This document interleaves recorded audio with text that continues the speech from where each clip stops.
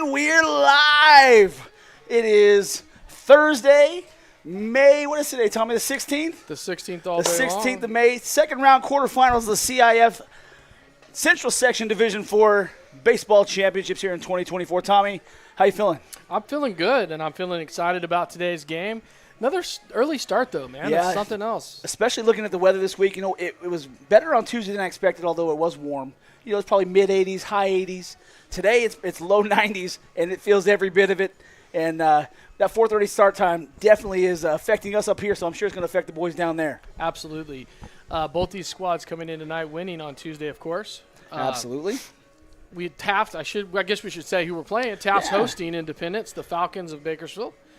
They're coming in with a 14-15 overall record, 3-9 in league. Having beat Arvin in the first round, 4-1 at Independence. They hosted as the 7th seed. Yes. So, No upset there. Which, no upset by there. the way, there was a lot of upsets in the playoff rankings. Absolutely. So in our division, in Division 3, I got to pull up the Max Prep stuff here.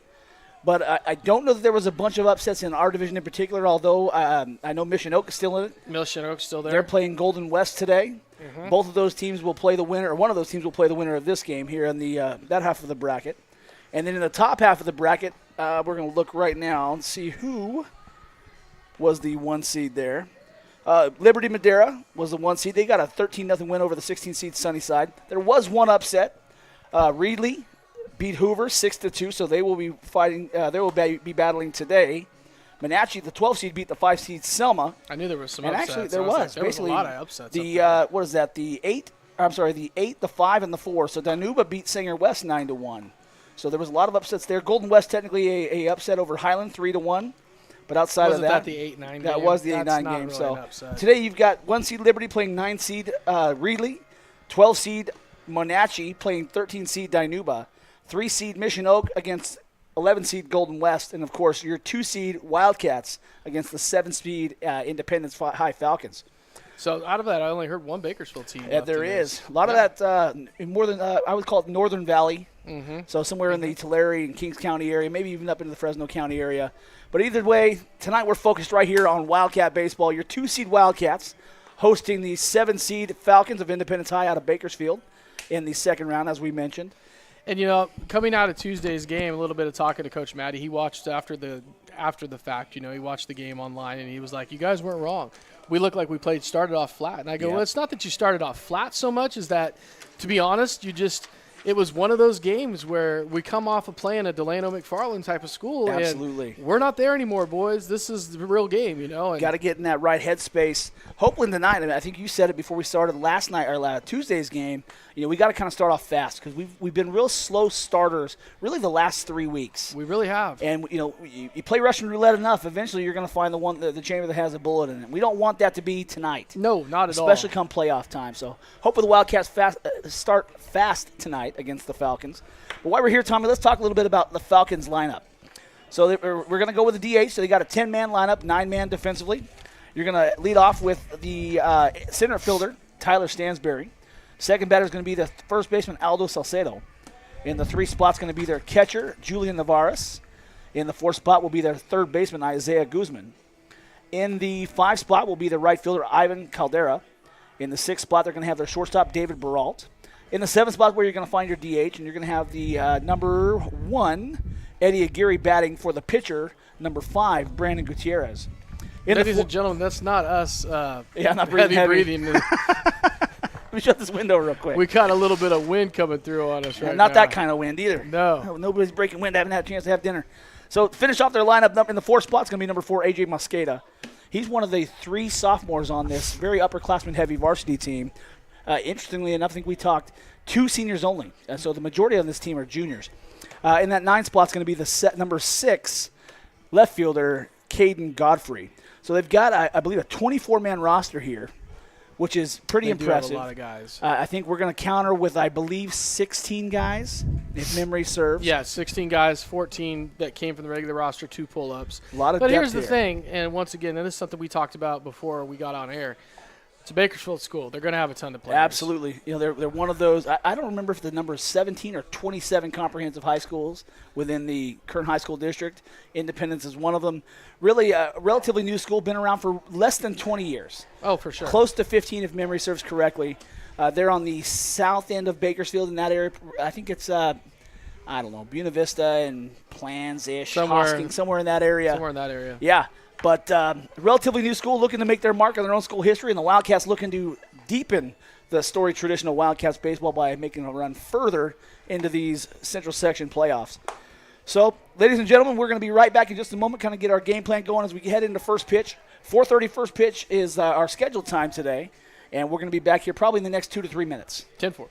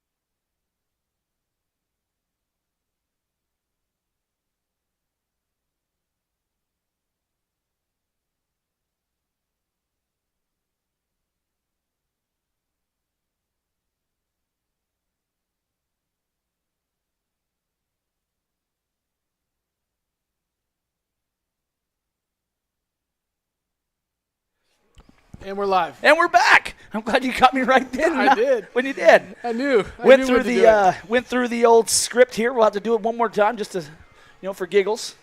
But, Tommy, it feels good to be up here and not be rushing. You kind of got done. Thank you to Coach Durkin. When you watch this, Coach Dirk, I appreciate you letting me kind of jam out a little bit early, bud. Very, very much. We got some good work in, and we had a kind of abbreviated practice because, once again, Coach Dirk is the man.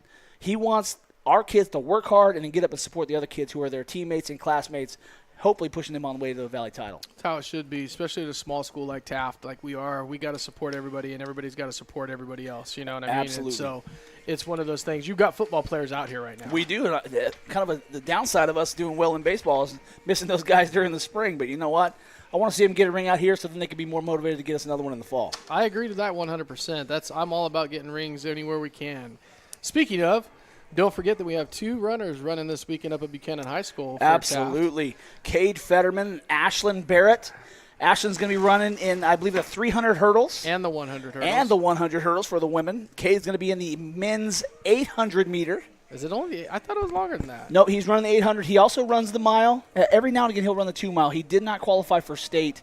I actually think this is section. Masters, I don't know what the heck they call it anymore. Track's kind of weird. No, it's but Masters right he now. did not qualify in the mile. He did qualify in the 800. I think he finished 4th in the mile, or in the 800. So he actually, I think he PR'd, and he would have run a sub 2-minute 800 if he would have pushed himself. He kind of misjudged the pace because the guy he was running up against typically is about a 2 to 202 800 runner. So when the guy was next to him and passed him a little bit, all Kate thought was, okay, I can keep pace with this guy. Well, we're going to be fine. We're going to be right about our normal 2 minutes. And he actually had kicked it into gear. I think he finished it around 158.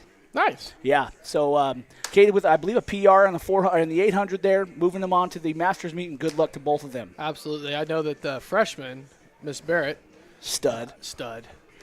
plays soccer, so I have a little bit of fanfare going with that anyway. But Absolutely. she did not only qualify, she broke a school record.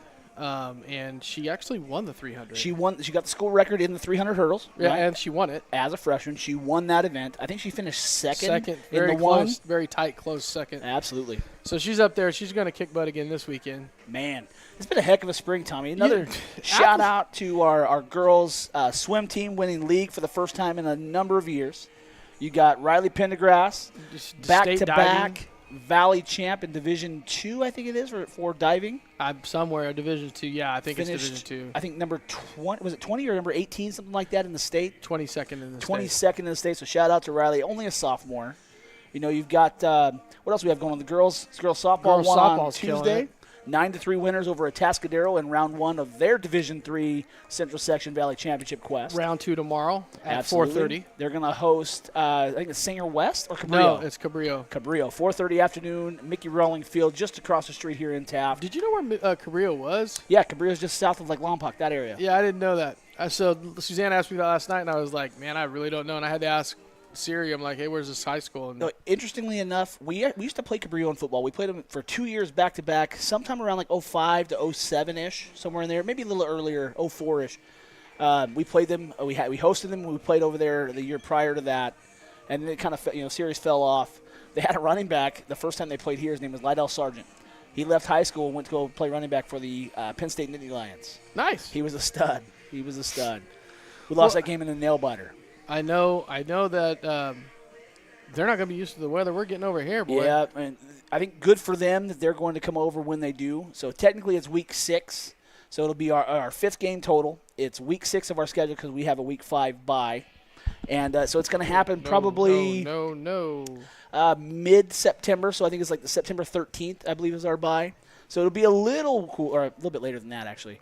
We start the 23rd, so we'll go 23rd, 30th. I don't know, the 7th, the 13th or 14th. So roughly November or September 20th is when they're going to be here. But it will be warm. Well, it's going to be warm tomorrow for them. Mm-hmm. I mean, let's be real. It's going to be very hot for them tomorrow. Not used to. I mean, they're coming from Lompoc with the wind and everything, and they're going to come to Taft. Yep. Welcome to the desert. Dude, a heck of a spring on the campus of Taft Union High School. Everywhere across the district, we're very proud of our kids.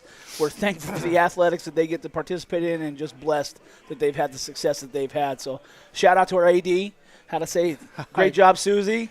And then probably even more importantly, a shout out to all of our coaches and all of our volunteers for all of those programs, for all the work they put in. But even more importantly to them, shout out to the kids. The kids are the ones that's doing it. The coaches are only the horses. We're leading the horse to water, Absolutely. but they still have to drink, and they are drinking it just fine right now. Absolutely. So looking out there, put a little water out on the field. Tommy, speaking of drinking, putting a little diamond dust out there to soak up some of the excess water if it exists. But man, we've got a beautiful diamond. We really in every do. sense of the word. In every sense of the word. And tonight is, the grounds department once again did a great job. Yeah, but those guys, they're the ones who kind of give the massive haircut, right? I come in with a long, luscious locks like Troy Polamalu, and I walk out there looking like Forrest Gump, buttoned up, right? As far as the haircut goes. Oh, I thought you were going to blame me for No, I was no. like, it's not quite as bad. But when you look at the detail work, you look out there, Coach Matty and Coach Dougie, Coach Bob, Coach Les, they're actually doing the work, and so are the boys. Yeah. They end up putting the finishing touches on this thing, and it plays beautifully. So we should have a fantastic night tonight. Looks like the grass has been cut nice and short, like a freshly cut green out on the golf course. Oh, golf. And, we don't talk a lot about golf here for good reason because I suck at it. And Tommy, I'm going to be honest, you're not much better. But, I didn't say we're worse. No. Right? No. But we have a good time when we play. Yes, that is what we do have is a good time. But I still love the game. Hey. I don't care how bad I am at it. Absolutely. I mean, I always loved baseball, and I sucked at that too. Well, that's why we're up here in the booth. Exactly. Well, ladies and gentlemen, again, we've got the Wildcats 2 seed here in these Division 4 playoffs in 2024, hosting the 7 seed Independence Falcons out of Bakersfield. Round 2 quarterfinal action coming back when we return.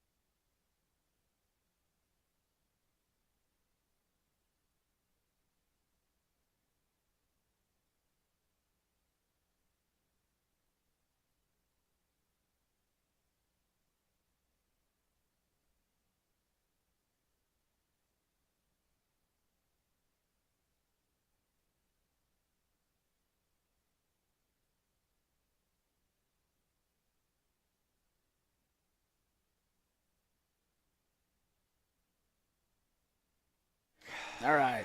And we're back, ladies and gentlemen. We're going to do one more round over the PA of the – no, I already did my round. We don't have to do this anymore, do we? You got to read Nikes one more time. And Gatorade. All right, we'll do this while we're here. We got to make some obligatory announcements, especially if our friends up at the CIF are listening. So, Commissioner Ryan Toss, I apologize if I screwed up your last name. I don't know how it's pronounced. Toss. Well, there it is. Ryan Toss. Hope you're watching this.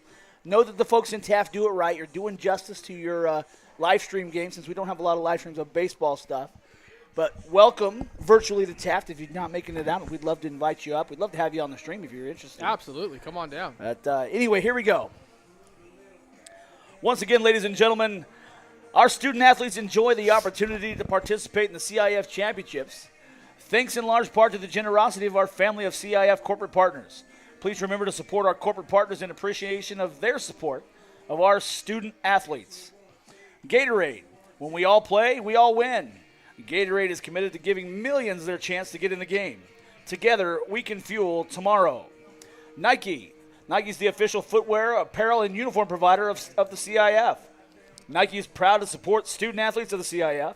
Visit www.nike.com for more information about all your footwear and apparel needs. And don't forget Wilson, the official ball of the Central Section Baseball Championships. Cool. We're done with those? You didn't have to read that one twice. You just gave that one as a freebie. No free shout-outs, but I guess I gave him one there. You did. So, Tommy, tonight, when we start looking at this Independence lineup, we went through it earlier. Where do you see the threats the most in terms of the guys that are in their lineup? So, I'm going to be just totally honest with you.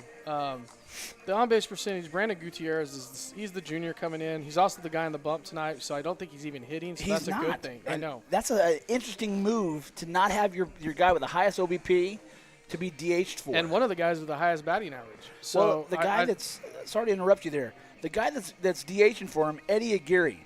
Aguirre, not shabby, 310 batting average-wise. I'm not sure where he sits as far as the number 3 on the team in terms of batting average, and doesn't necessarily stack up on the top three for on-base percentage. So not a terrible step down. You're taking the Brandon Gutierrez out of the picture, and you're adding Eduardo Aguirre to the picture. So you're not hurting yourself as much, but I find it hard to believe that you're not having that kid in the lineup. Looking at the stat sheet here, Gutierrez has got 9 RBIs in the season with 4 doubles. Aguirre just 4 RBIs and a single double to his credit so far. I mean, not a horrible step down. I just don't know if that's a smart move, especially when I'm sure that he's not that your pitcher, although it may be warm. Maybe that's the move. Maybe that's why he's doing it, trying not to get him too tuckered out. But you can't tell me that there's not another one of these 8 guys in the lineup that maybe wouldn't be better suited to be DH'd for. Yeah, I don't know. I'm looking at a lot of this, and I learned to stop questioning coaches just for the simple fact. I mean, if you look at the number 9 hitter, I think he's batting $110. Yeah, absolutely. Now for Taft, that's a whole different story. Yep. Well, Tommy, I'm going to do something real quick. I'm going to announce over the PA that our folks. Gosh, can't keep playing that song. Can't throw it out there. A little cat scratch fever prematurely. Got to make sure the folks who aren't watching us right now know that they can watch us right now if they can't make the game. So I'm going to say that over the PA real quick. Feel free to talk as much as you want. Don't forget today's game is live streamed on YouTube. All you got to do is go to youtube.com. So while Josh is giving us a little bit of plug here for the Taft bases. Again, Taft High tonight against the Independence Falcons of Bakersfield. This game is basically the only local game we have going as far as 2 local teams in Division 4. We are the only, really, the West Side's left in this league, or in this playoff section. So it's one of these 2 teams is going to represent at the end of this game. One of these 2 teams is going to represent the West Side basically for the playoffs the rest of the way. Looking at the CIF playoff schedule, most of those teams are from up north. A lot of the West Side or a lot of the South Side schools have been knocked off. Arvin being knocked off by Independence just the other day. But a lot of these schools that are left are Northern California teams. Absolutely. You got Golden West, I believe, is in the Porterville area. You're going to have, I think Monache, I said, is out of it. but you've got Mission Oak, who's in the Visalia area. You've got, let's see here, Reedley, I think, Reedley and off, Liberty, right? Madera. So you got Madera. Reedley's going to be in that Tulare County area, I believe, maybe South Fresno County. Monache's in Porterville area along with Golden West. Then you've got Taft and Independence down here in Kern County. So the lone Kern County representatives. And they're playing each other. Here on the field tonight. So, Tommy, you said there was a three-man crew on tap tonight? There is a three-man crew on tap tonight. You got James CIFCS behind the plate, Arnie Mina. I don't know where he's going to be. Arnie Mina and Roland Guerrero both in the field. Three-man crew, Tommy. Why are we so blessed tonight? I have no clue. I even asked Coach Matty, I said, how bad an idea is it to play three blind mice? He goes, Arnie's not behind the plate, don't do it. Yeah, we don't want to give Arnie too much of a hard time. His birthday's passed. We might want to make sure we were able to throw in some Streets of Bakersfield, though. Just a little heads up. But now may be a fantastic time to do it. Yeah, I can do that right now. Let's throw some Streets. Arnie, this one's for you.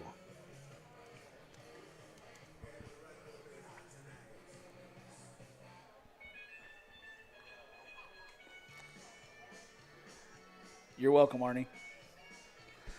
Well, we got the meeting of the mind going on here at home plate, so we're just a few minutes away from first pitch.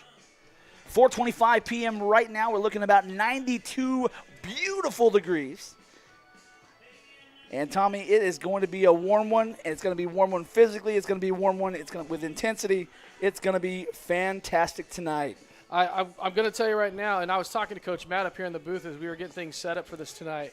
And something that to be said about this is we both feel this isn't going to be one of those games that is going to be a quiet, 3-0, 3-2, 3-1, 3-4. It's going to be a scoring game. It is going to be a high-scoring game. I can say that for sure. And I told Coach Matt, I was like, fire up the boys early.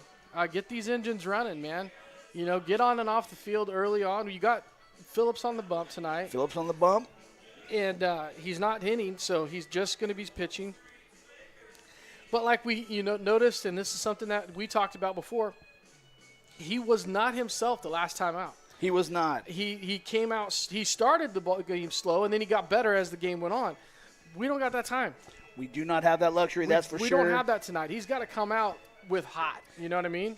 To be honest, Tommy, when we look back, we called them the Cardiac Cats on Tuesday. Dude. Because we waited till the bottom of the sixth inning to kind of come alive offensively. We waited till the bottom of the sixth inning to get a hit. And we had one before that. Dylan Clark had his hit, I think probably in the third because he was the fifth. It wasn't the fifth. It was the second time up.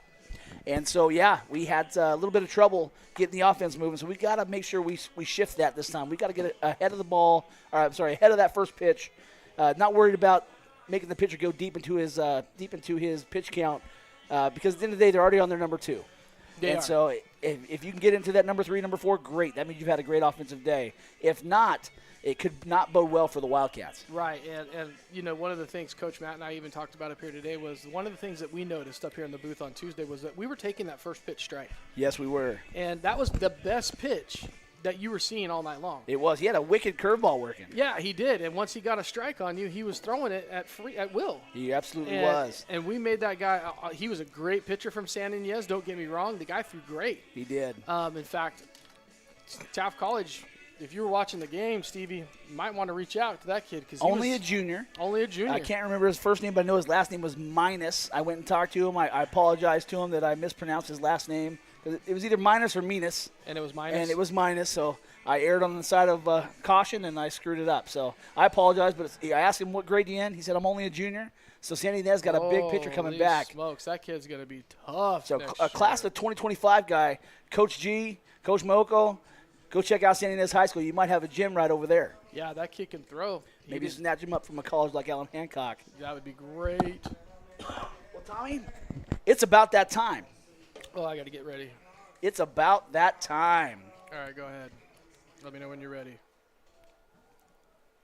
Ladies and gentlemen, it's time to meet your Wildcats. Leading off for the Cats tonight, senior third baseman number 3, Carson Rodard. In the 2 spot for the Wildcats, roaming center field, junior number 1, Dylan Clark.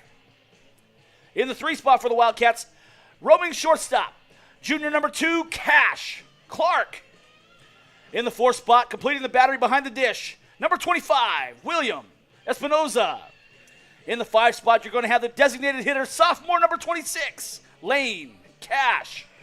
Defensively in that position is going to be senior pitcher number 24, Chase Phillips.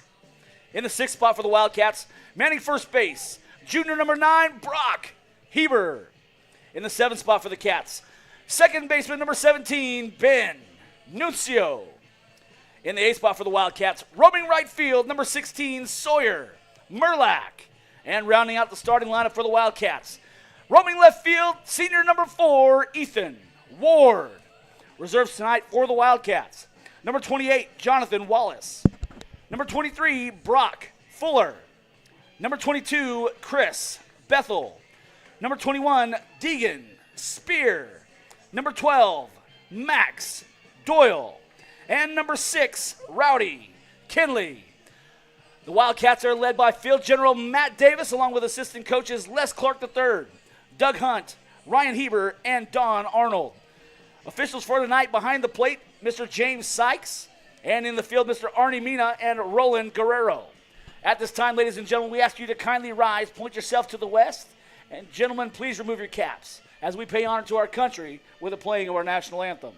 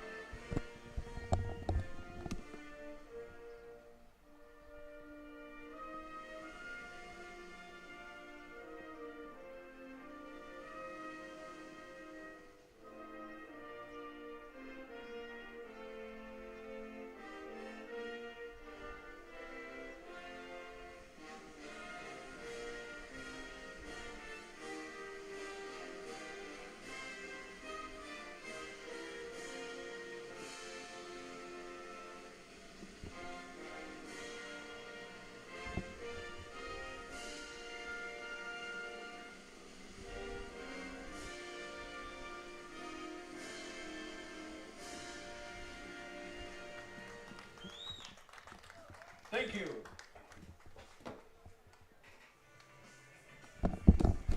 Well, Tommy, it's time for Wildcats baseball. It is 100%. Tell me tonight you have the pitch count for me. We're not as discombobulated. I'm not going to be discombobulated. We're going to have to figure out somebody to take care of the dongle, or what do you call it? Not the dongle, the Scorebook. scorebug. Yeah. Yeah, we don't have somebody on that. That's interesting. See if we can find a recruit anybody. Actually, find Miley. All right. I'll see if I can't find her over here. Calling Miley Gonzalez. Miley Gonzalez, if you've got an opportunity, swing by the scoreboard. There we go. Once again, ladies and gentlemen, feel free to go visit the snack bar before we have first pitch. Say hi to Nancy and Mary. Get all your favorite baseball fare, nachos, lemon heads.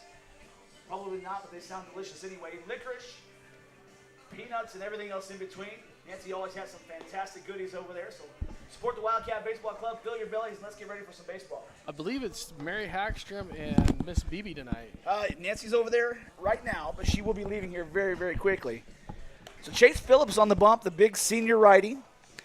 On the year, I think he came in with a 3-5 record in the regular season. That he did. Definitely led the team, I believe, in strikeouts, and I think he led an innings pitched, but I could be wrong. Ben, I think out. I think Ben got him. Ben had him. Narrowly. Leading off the game for the Falcons, number 7, Tyler Stansberry. Oh.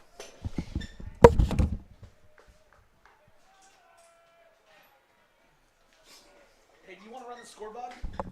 Can you do it? Through your phone, just take this and put it on your phone. First pitch misses. First pitch officially 4:33 p.m. And then you just keep balls and strikes and everything. You can do it from down there wherever you want. Beautiful pitch there, called strike, evens things up. So it was a ball first, strike he's second. He's not very methodical. very methodical. I'm having to wait for him. Missed it low there. 2 on the count. So far, 3 pitches in, behind in the count, 2-1. Nice hard fastball down the middle, going to be a called strike, and if it's not, I'm going to go on strike. I'm definitely having to wait for his arm to come up. A lot of shade going on today with the. Another beautiful pitch right there taken, and he'll go down on strikes. There we go. Got it working early. Let's put a 10th on the throw around. Did we have a circus throw around? Was a little bit of a circus there. I'm glad we worked that one out before it's a play that mattered. Ooh. Now batting for the Falcons, number 3, Aldo Salcedo. Well, the carnival is in town tonight. You know what? That's actually good. So maybe these guys are trying out here. they're just trying to help put the 10 up there. Nice hard ball inside. Looks like it's going to be called ball just up. Not much difference in his ball call to a strike call. Not much. Again, one of those guys that's a slow worker but methodical worker. Another one, basically same spot. 2-0 now to Salcedo. Salcedo on the year. I lost my sheet. Oh, it's right here. I found it. Salcedo is a, where'd it go? 348 lifted to the left side. Could be in play and is, and caught by a third baseman, Rodart. So 3 pitches there, 2 outs now on the fly out to the third baseman, Rodart. 2 up, 2 down thus far, so that's the way the Wildcats hoped it would work, and so far it has. Now batting for the Falcons, number 2, Julian Navarez. Hey, I can still see left field right now. Yeah, That's there you awesome. go. Navarez on the year, a 306 batter. Lifted foul down the left field line, now to play. Should have 9 pitches, Tommy. Sorry. There we go, you're good. 306 with 100 plate appearances, 85 ABs, 26 hits, and 14 RBIs. Not bad. It's a good 3-hitter. Ooh, nice Great pitch there, called strike, and that'll put Navarez in an 0-2 hole here. Nobody on, 2 down in the Falcon first. Now, if it looked to me as if we called that outside and we just missed our spot, but in a good way. A little bit of a breaking ball there, pulled down the left field line and foul. So they're sitting breaking ball right now. Absolutely. Up and in. I was thinking the same thing. Up and in. So Independence adorned in the road grays, trimmed in maroon. Wildcats donning the home whites, trimmed in blue with blue pinstripes. Hard fastball up. Great pitch. Brings the count to 1-2 with 2 outs here in the inning.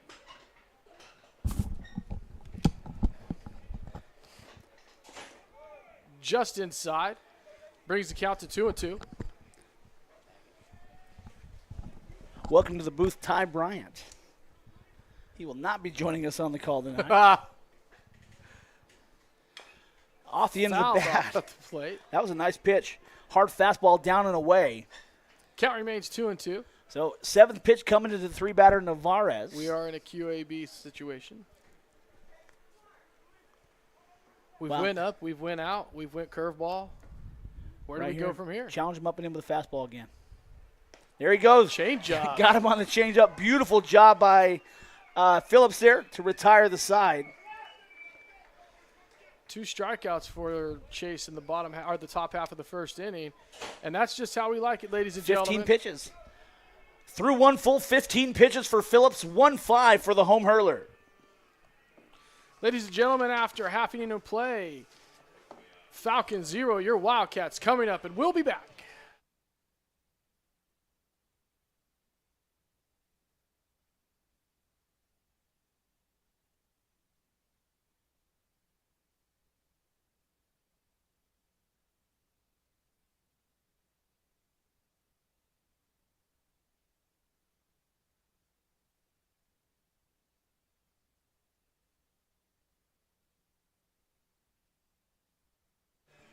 So I want to send a quick shout out. It's still a little early, but I want to make sure that our friend Stephen Curtis from Central Section Outlet over on Instagram, our social media guy, he's a friend of Ball City Clicks, our friend Tyler. Oh, okay.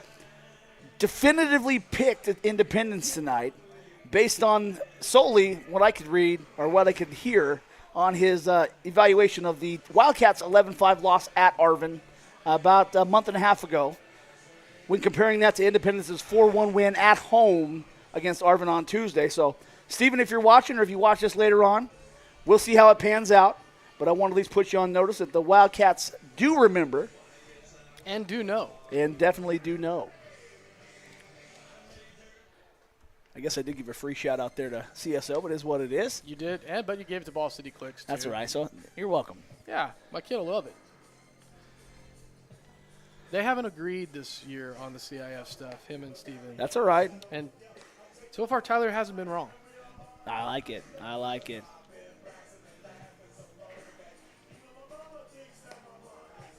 A little bit of an extended warm-up period here for the visiting pitcher. I will say this. The only reason I started this song early is it's my favorite. Absolutely. Miss Finn, if you're watching, this is for us because she loves this song too. Leading off the game for the Wildcats, senior third baseman number 3, Carson Rodard. Well, I could see the problem already. The kid was playing basketball out there on the pitcher's mound just now. Oh, he was, huh? Yeah, there's the problem. So I think we may have a superintendent watching here sometime soon. So shout out Shout Dr. out. H. I know you're got yourself tied up with a little bit more important stuff like your daughter's wedding this weekend. So hopefully you can enjoy a little bit of relaxation once the ceremony's all done and through. I remember those days. First pitch to Rodart, breaking ball, called strike. And we just talked about taking the first pitch Well, strike. not a lot of velocity here, especially compared to what we saw on Tuesday. No, but it's frustrating. That one's going to be lifted to shallow right center. Chasing it is the center fielder and the second baseman. And Rodart will ultimately be put away.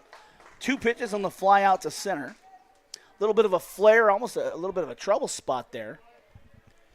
But the Falcons able to retire him. Next hit again for the Wildcats. Junior center fielder number 1, Dylan Clark. I don't know what happened. I think it's gotten hot. Sorry. Dylan Clark up. Another breaking ball there. Going to be called for a strike inside. Looks like he's going to rely heavily on that breaking ball, curveball. Not a lot of break, but definitely has some. Ooh, jammed him inside. Ugly finder to the Independence dugout, that's for sure. That ball's going to come back in and get out of play because it hit off the brick. That's one of those ones the pitcher probably wants to keep. Yeah, I would, But, yes, definitely. Good on him for tossing it in. So 0-2 count here to the 2 batter in this Wildcats first. Nobody aboard, 1 down for the Cats. Score tied 0-0. Hard fastball driven high. Ball 1. Hey, talk to Coach Stevie G. He's like, I was already on that kid. Attaboy. Attababy Stevie. That one's going to be driven up to the right side of the field. Gloved nicely by the second baseman, Mosqueda. And on to first base in time to retire Clark. So 2 down here in the Wildcats first. Next hit again for the Wildcats. Junior shortstop number 2, Cash Clark.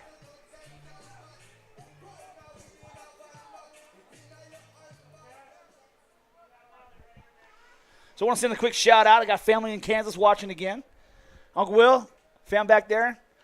Leo, Linda, Lucy, hello. First pitch to Cash is going to be taken for a ball high.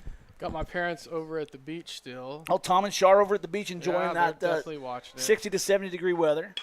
Off the end of the bat to the left side. Gloved by the shortstop on to first base in time. So 2 pitches. Clark will be sat down 6-3, and we'll move to the Wildcat or to the Independent second. The score still tied 0-0.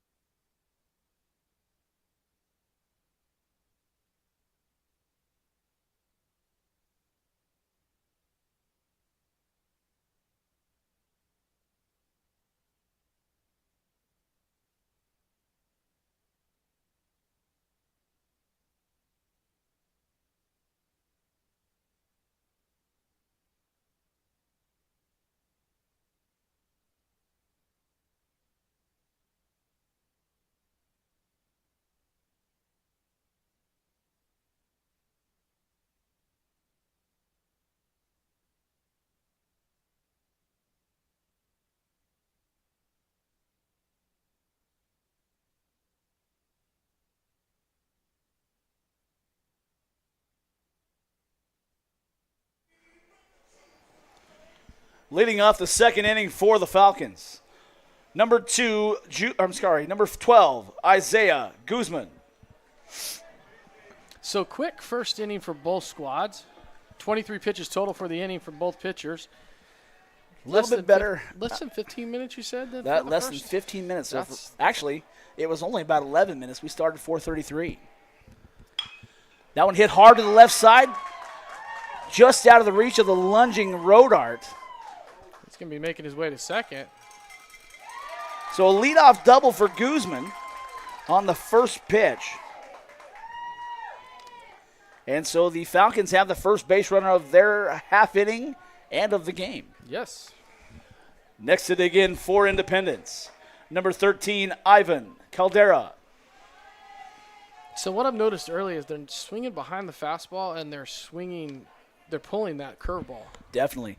Caldera, 247 batter on the year. 18 hits, 16 RBI. So a big RBI guy here based on the regular season statistics so far. Swung on and missed at first pitch, 0-1 the count.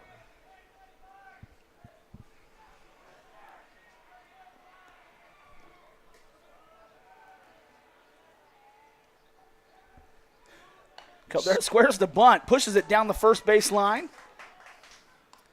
Hebert gloves it, and he's able to retire Caldera.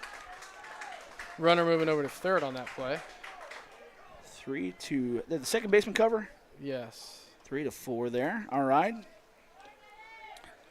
Now batting for Independence, number 8, David Baralt. So Baralt on the year, a 274 batter. Guzman does move on the fielder's choice there. So duck on the pond for the Falcons, just 90 feet away. One down in the Independence second.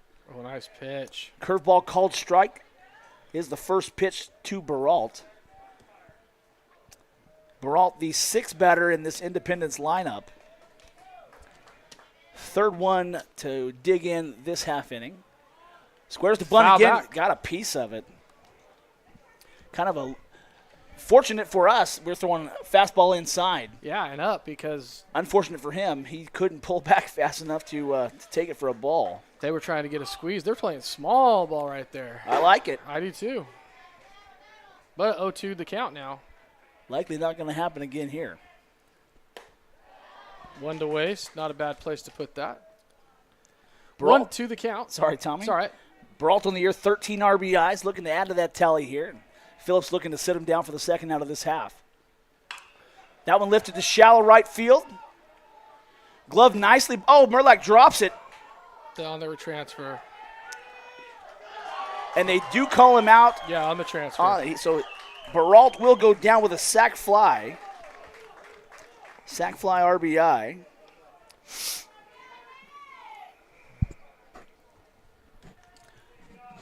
Next to dig in for the Falcons, designated hitter number 1, Eddie Aguirre. So the Falcons take a 1-0 lead on the sacrifice fly by Baralt, scoring Guzman.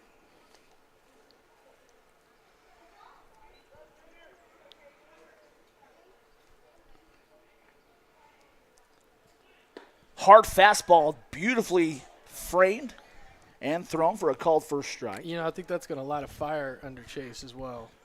Well, good on Sawyer Merlack for making the catch there. Kind of rough that we dropped it. We're very lucky that maybe we have a three-man crew. Yes, very much so. So Gary's going to swing at the second one. He's down in a big 0-2 hole here. Saves us an error. Definitely saves us an error. Nicely done there.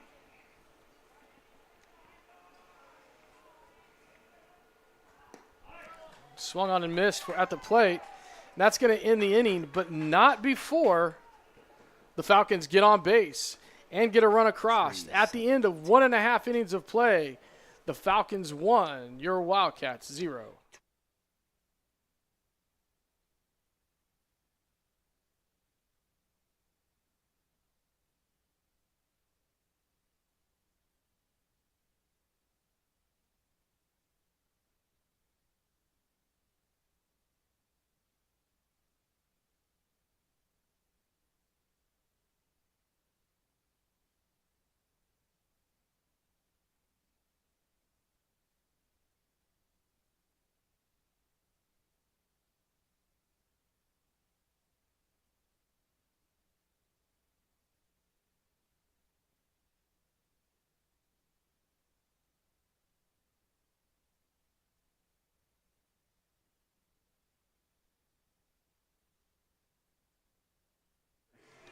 And we're live. And we're back. Due up this half for the Wildcats, 4-5-6, Espinoza, Cash, and Hebert. So just unfortunate right there for the Wildcats because they got to run across. Oh, shoot. I got to get me up. Who is it up? William. Got you. Leading off the second inning for the Wildcats, catcher number 25, William Espinoza. I'm not sure that they should have got that run the way they did, but they got it anyway. First pitch looked at for a strike. 0-1 the count.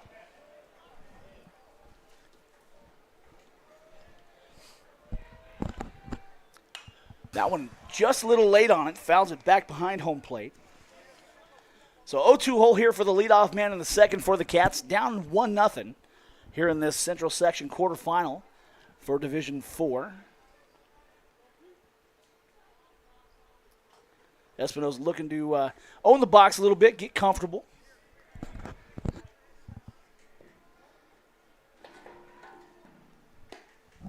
That pitch taken outside, 1-2 the count. So just now hitting double digits, 11 pitches through an inning and a third. I'm sorry, just one full, technically. That one right back up the middle. That's going to be trouble. And it's slow gonna be a roller, base hit. gloved by the shortstop, not going to be in time. Infield base hit to lead off the second.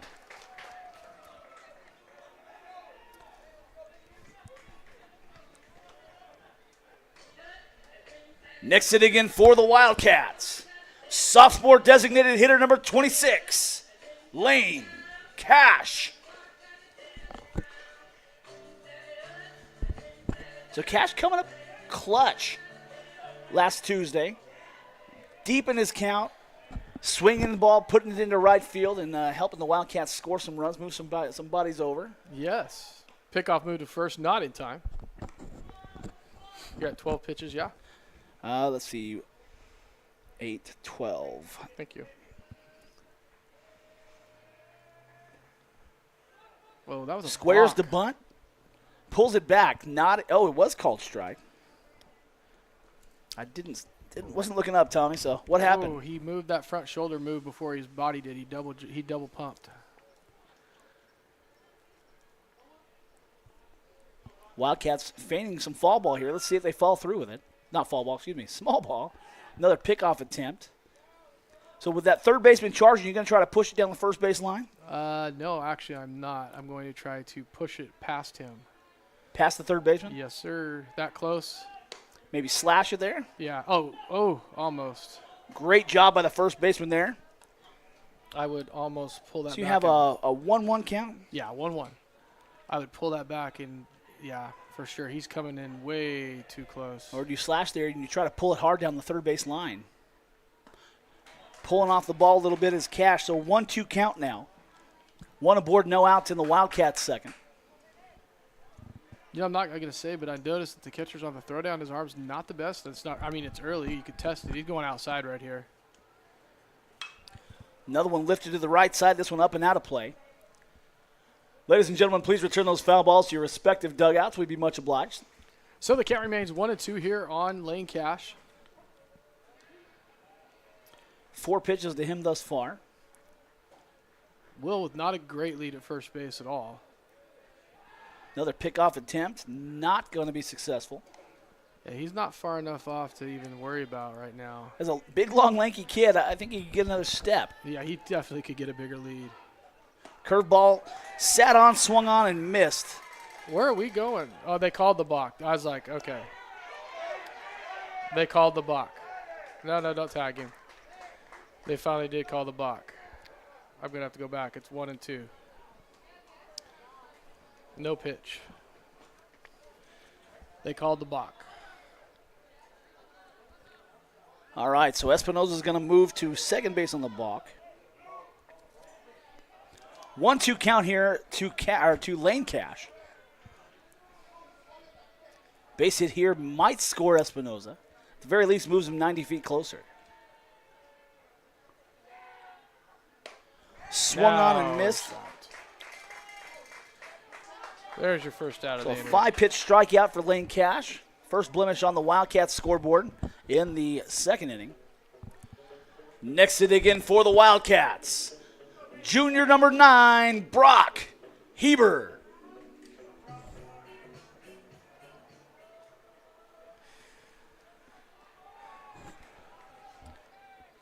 Big opportunity for Heber here. Let's see if the Wildcats can capitalize. That one right back up the middle. Oh, will William be doubled off? He will. Goodness, first pitch swinging. So Heber on one pitch flies out to the second baseman. Espinosa's doubled off on the fly out and tag out by the second baseman. So the potential Wildcat rally is squashed. 10 pitches at half, 18 pitches through 2 full. And we go to the top of the third with your Wildcats trailing 1-0. We'll be back.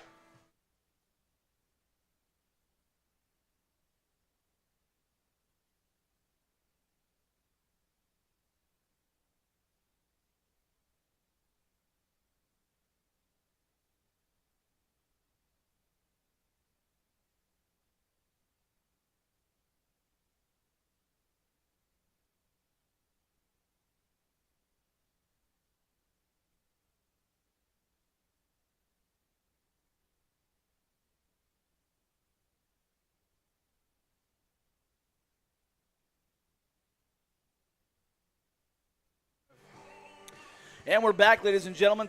Top of the third pending. 1-0 Falcons here early in this contest. It's just now 4:56, Tom. We've been playing for 23 minutes, and we are 2 full innings down. Yeah, I'll tell you what, both these games, even Tuesday's game, when you get into playoff baseball and it starts looking like the game it's supposed to. Yeah, I know. I forgot to push the button on the last one, so I know he's at 29. 29 I got that. there. Yeah, I got that. But I appreciate it. So we got 8-9-1 coming up. Mosqueda, Godfrey, and Stansberry. Leading off the third inning for the Falcons, number 4, AJ Mosqueda. Mosqueda on the year, a 211 batter. Just a sophomore. It's 8-9, right? 8-9-1. 15 hits, 10 RBIs in those 10 hits. Or assuming he didn't get walked in or something like that. Not the biggest young man here. Not at all. Going to be a called strike to the first pitch to start the third.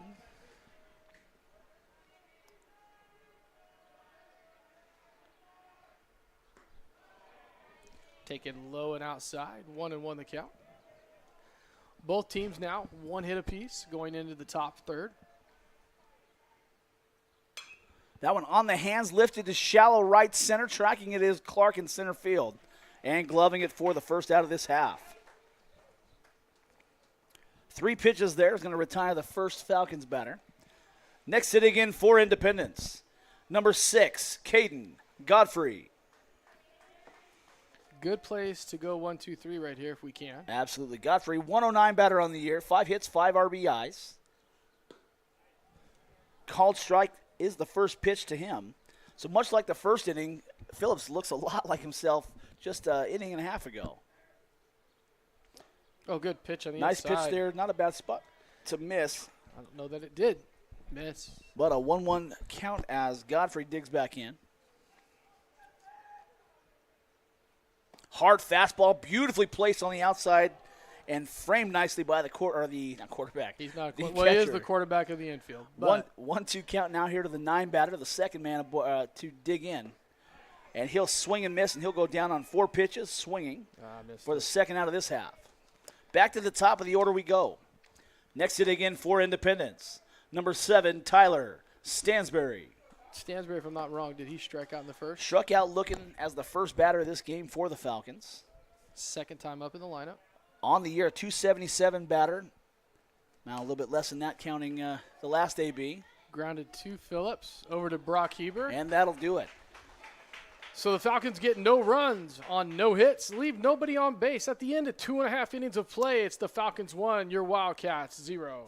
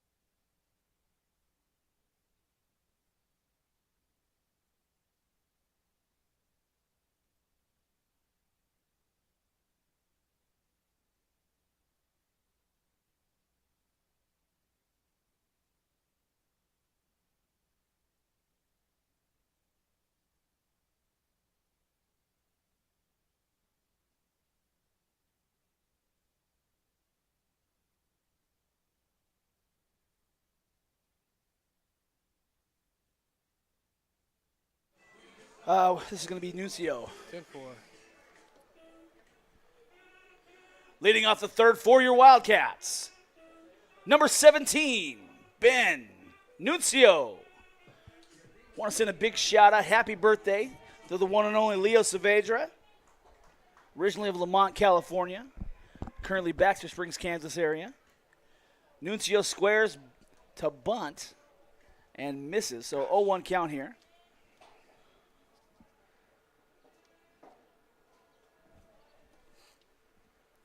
That one chopped hard to the left side and foul. So the Wildcats aggressively swinging at the plate today, Tommy. Yeah, Just they are. not able to place them super well or even get a lot of barrel on the ones that we've kept between the white lines. This is very true, and that's something that we're going to have to get better at. High fastball misses. Good take right there. Absolutely. 3 pitches in, ball and 2 strikes on the batter, Nuncio, the leadoff man here in the Wildcats' third. Nice fight off. 1-2 count remains right there. That curveball was going to be called a strike. He just got the bat on it and got rid of it. 1-2 the count. No, outside. Outside right there. They wanted it. Great frame job. Not enough. 2-2 the count.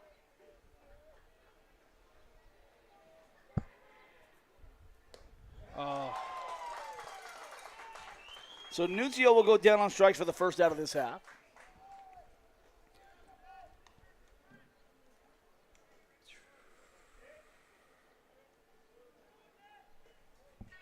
Now batting for the Wildcats, number 16, Sawyer Murlack. That song was very slow to start, man. Big curveball there taken for a called strike. So he's not dominant with his speed by no stretch of the imagination. From what I understand, he has a shoulder issue. And good control with the But he's got a curveball. Yeah, he's got a great control with the curveball. Called for a Ooh, strike goodness. there. 0-2 quickly here on Sawyer. Nice job by the catcher to frame that one up nicely. So Murlack in protection mode here. Chops that one hard to the left side, gloved cleanly by the third baseman. On to first base in time to retire Sawyer Murlack.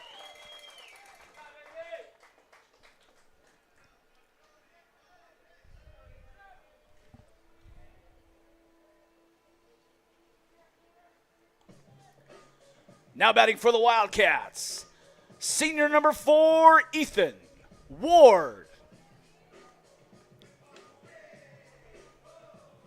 Now would be a good time to make home run number 2 on the year for the only Wildcat with a traditional home run on his stat sheet this year. Yes, it would. But a base hit would do just fine as well. Hanging curveball there, never broke. Taken for a ball up and inside. That was the pitch.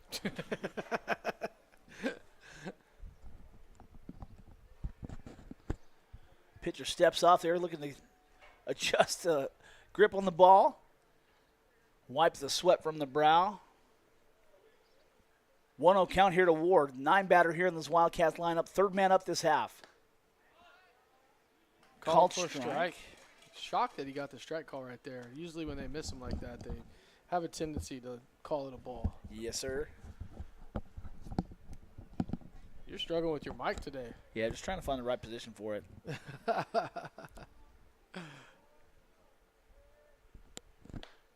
Really hanging curveball there. Called for a strike. So 1-2 count here to Ward. My guess is you're going to see that curveball at least one more time, if not twice here. Well, he hasn't swung at it yet, so I'd throw it again. Up in the box, drive the ball. There it is. That one chopped foul. My guess is he comes back here with a fastball, Tommy? Yeah, outside. Fastball outside or up. And then if he outside, and we could be running because that right fielder's playing short. He went exactly with that fastball up. Now he's going to come back with that curveball in again. Yes. We've got, that's now 5 pitches to Ward.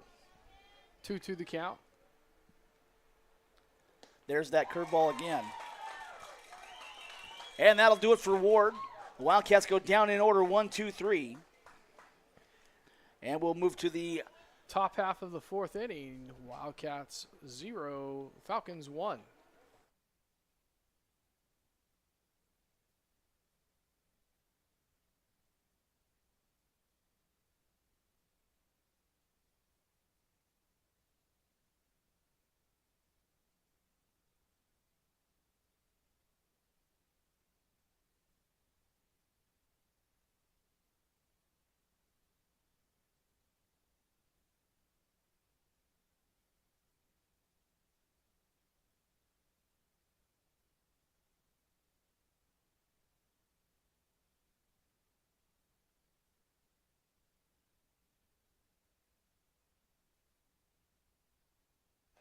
Well, Tommy, 3 down, so we're almost to the halfway mark.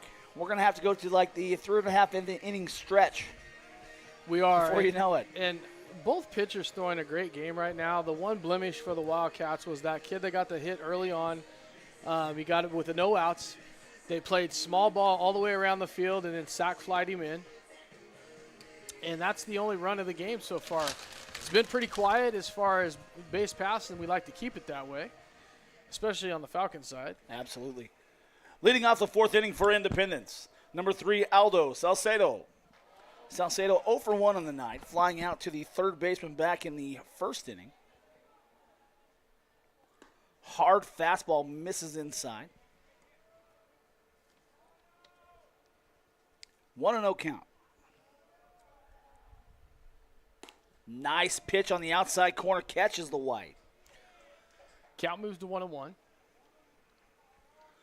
Live fastball from Phillips tonight. Yeah, it is. Great job there with the off speed. Moves the count to 1-2.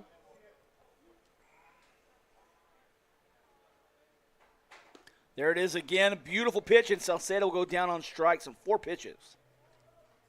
You didn't have me live right there, bub. My fault. It's all right. Next hit again for Independence. Number 2, Julian Navarez. Now, Navarez is also 0 for 1 in the night, striking out, swinging in the first. Quality AB, 7 pitches, but a strikeout nonetheless. That one in on the hands and fouled back behind the catcher. So is that Chase's 3rd strikeout for the day? That will be his 4th strikeout of the strikeout. day. Actually, 5th, excuse me. He had 2 in the first, 1 in the second, 1 in the third.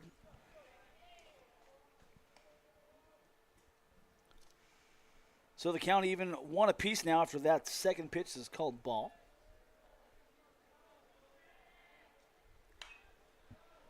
Sits on that breaking ball, fouls it up behind the catcher out of play. Don't forget, ladies and gentlemen, please return those foul balls to your respective dugouts. Thank you.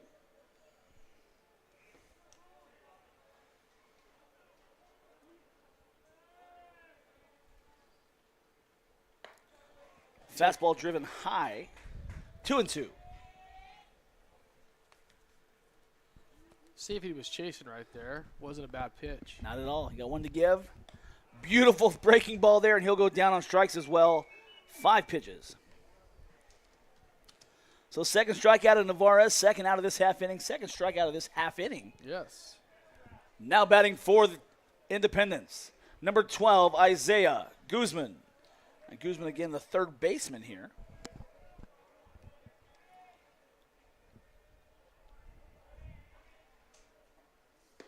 Swung on and missed for strike 1. The changeup's working right now. Absolutely. That curveball and the changeup are looking fantastic. The fastball's not looking half bad either.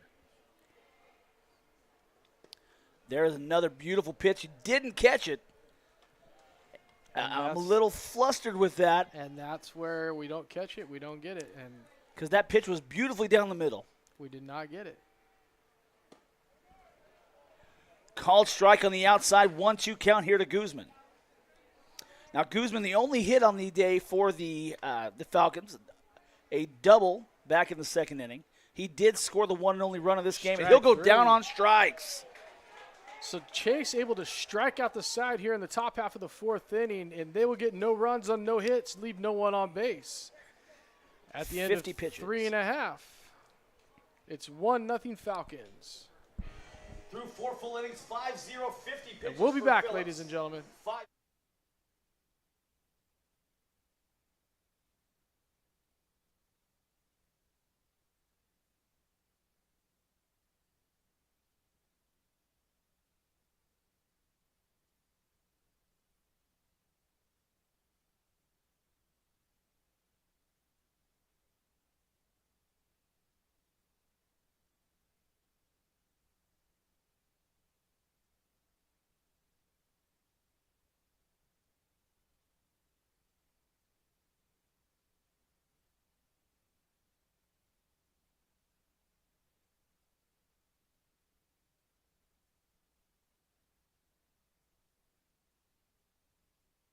We are live. So we're back, ladies and gentlemen, with the top of the lineup coming up for your Wildcats here in the bottom half of the 4th inning. This is where we kind of had to come back and start making some room and start making some plays on Tuesday night. So we're hoping that they could do the exact same thing here.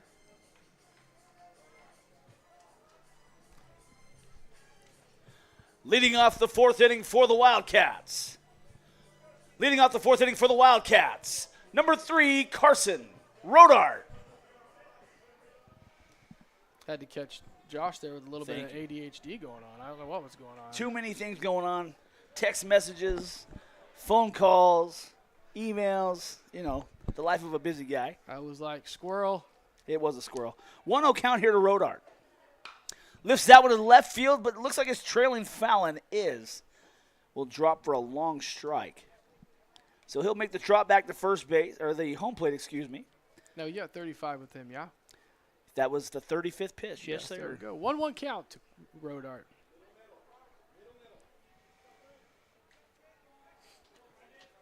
So big opportunity here for the senior to get us started in the 4th.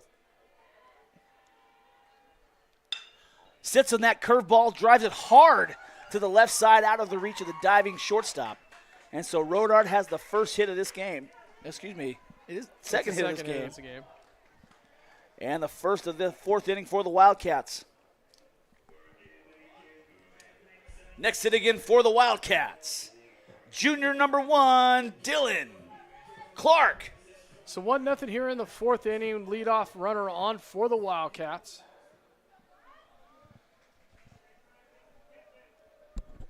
Big opportunity here. Would not be surprised to see Rodart on the move. Wow. He was very, very boisterous about being safe. He was definitely intense. Yeah. Like a circus fire. Yeah.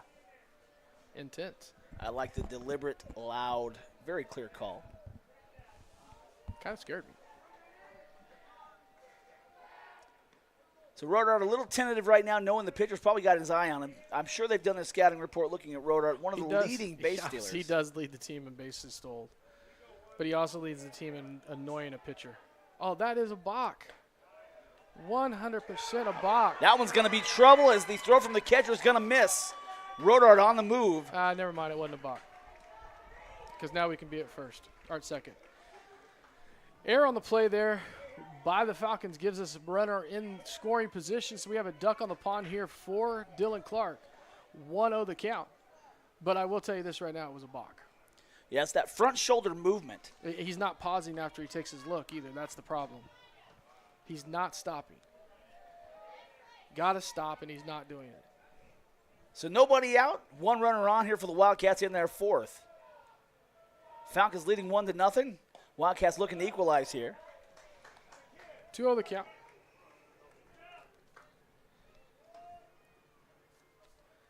I did notice in the inning that we did get the hit, I think it was in the second. It was in the second. He has an issue when there's a runner on second base. He doesn't look at the plate before he throws, and then he starts to look at the plate, so he kind of swings his head. Almost everything's up. So he's not finding his target before he starts his motion and releases. Right. Everything comes up. No, there he goes. That's better. Nope, never mind. Checks Rodart at second, but easily back in time. They are really watching Rodart. And rightfully so. Right. Nobody out though. You're not gonna chance it. Coach Matty's smart. He's not gonna chance getting his first out at third base with your leadoff guy on second. Be very interested right here though if you don't drop a bunt down the third base line. That's kind of where I was going with it. I'm not quite sure if we're gonna play small ball here. Dylan does have one of the hotter bats though on the team, so it's something that you got to put into consideration. Absolutely. Plus you're at a 2-0 count, so you're definitely in a pitcher's count right here. So if this pitch is anywhere near the strike zone, look for Dylan to hack away. And then we'll decide what we're going to do with strike 2.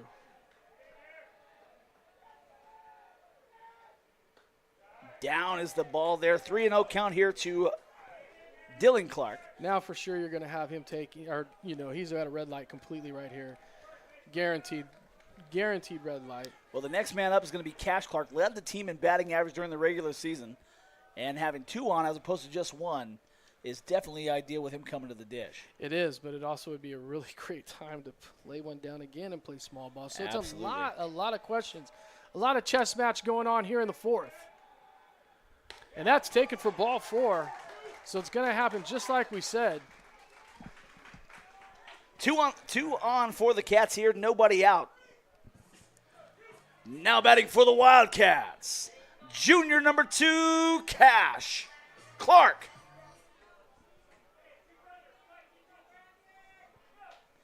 So a little bit of timeout going on right now, folks. Coach Shelton on his way out to speak to his pitcher.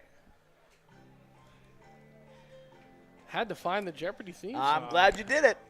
Make them think a little bit. You got runners on first and second right now, one of your hottest hitters on the team up to bat.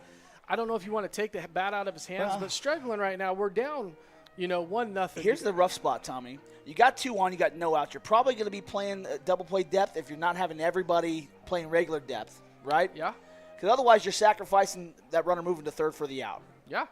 So probably an ideal time to try to bunt one down the third baseline. I agree. Once again, now batting for the Wildcats, number 2, Cash Clark. It's just one of those things where you got a chess match going and Coach Matty's got to make a decision, and he had to make it quick. They've got to play in double play with the corners in.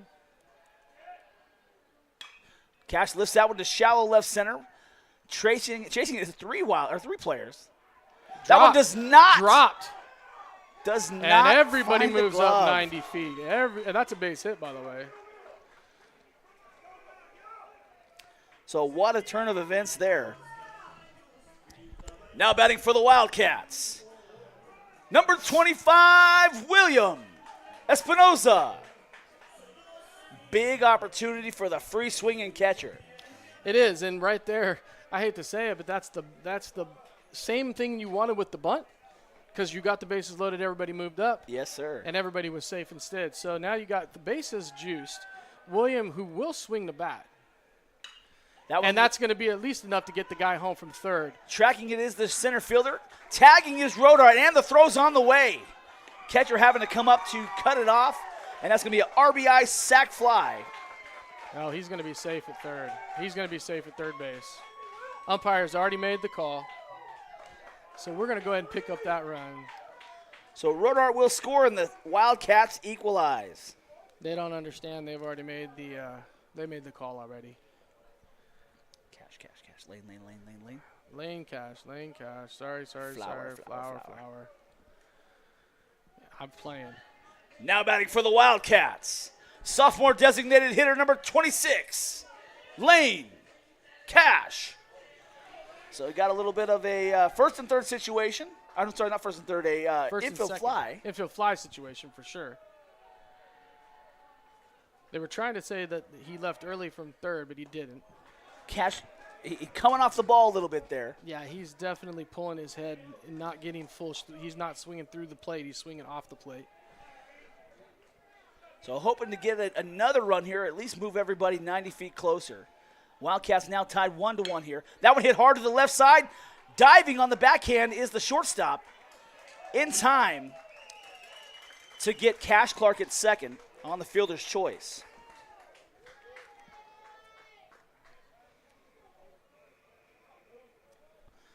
But Dylan Clark will find his way over to third.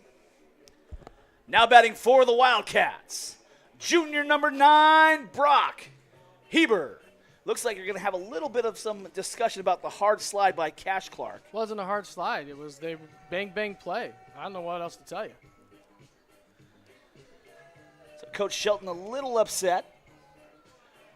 Probably knowing that at the end of the day he's not going to get the call reversed, but maybe one of those things. But, hey, we've got the umpires coming out to have a discussion. Maybe it's one of those things, like I said, Tommy, that he's coming out not expecting to get the call reversed, but also to kind of plant a seed that maybe blooms a flower later on. Yeah, there was no ill intent.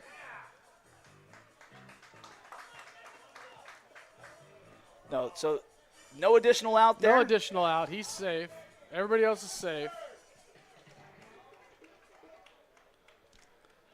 That was no ill intent whatsoever. It was a great slide. No, you're good. We're good. We're already there. Once again, now batting for the Wildcats, number 9, Brock Heber. So it was just a good slide. It was a boom, boom play. Nothing you could do with that. In fact, I almost thought that Cash almost beat it out. He did. He popped up like he's supposed to, breaking up the double play. It's called baseball. You got to do what you got to do, and he did it. Big opportunity here for Heber with a duck on the pond in scoring position. Hoping to take the Wildcats into the lead. Pickoff move not in time to get Lane Cash as he dives back to first. Which is weird because he doesn't have a big lead, but he almost didn't get back. It's almost like he's stuck. He was crawling a little bit on the way back there. Yeah, he did crawl back. I was like, holy smokes. Brock swings and misses there. Through that curveball. Brock, stay back with that back shoulder, babe. Drive the ball up the middle. Here we go, kid. Get yourself an RBI. Duck on the pond. Here we go. Quite the gap between the center fielder and right fielder, so if you can go opposite field here. Absolutely. Another pickoff attempt. With 2 outs, I'm not sure why he's so worried about that. I'm not sure why he's not worried about the guy at first or third base. If he does that again, I'd take off. Well, what happens if you make a bad throw there and then you're going to score a run? Yeah. High ball there. 1-1 now to Heber. You're at 46, correct? That would be 33 plus 3, 7, 8, 9, 11, 44. I'm at 46. I'm sorry, 46, yes. Yeah, thank you. Heber lifts that one to left center field. Tracking it is the left fielder. And the center fielder. Calling him off is the center fielder. And so Heber will go down on 3 pitches, flying out to center to end the inning. But not until the Wildcats get on the board. So it's now at top of the 5th. Wildcats won, the Falcons won. 47 pitches. We'll be back, ladies and gentlemen.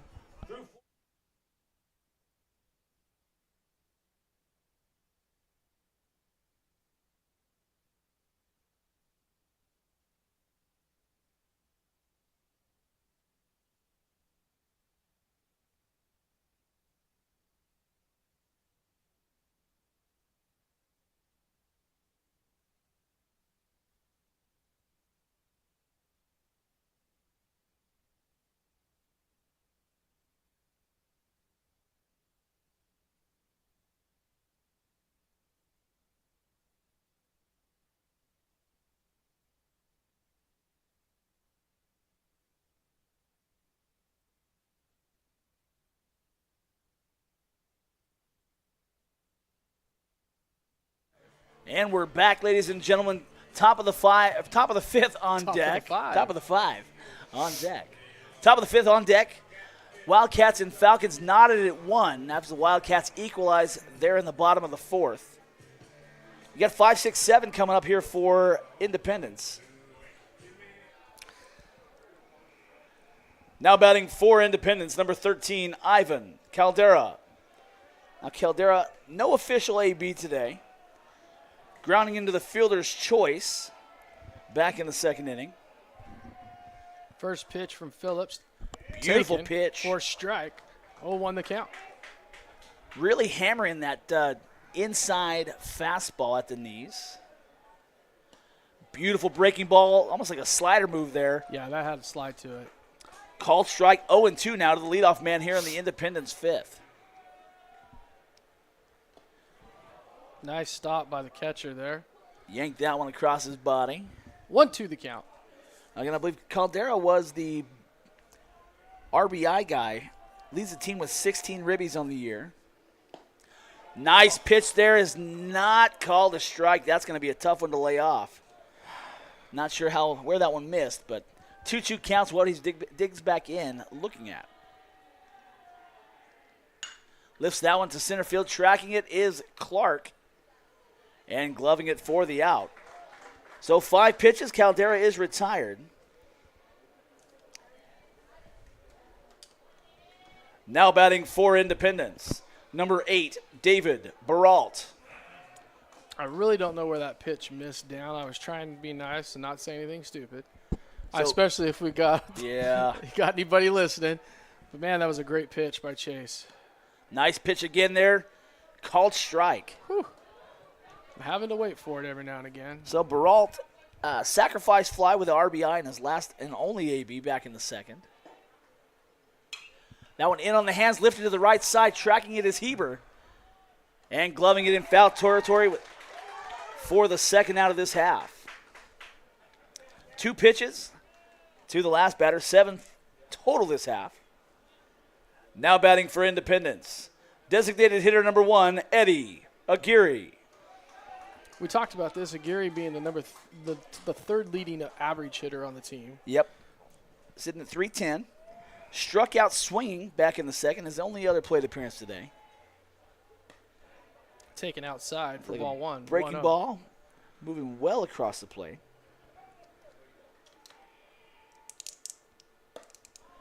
Coming across his body a little bit right now. That's a sign of fatigue.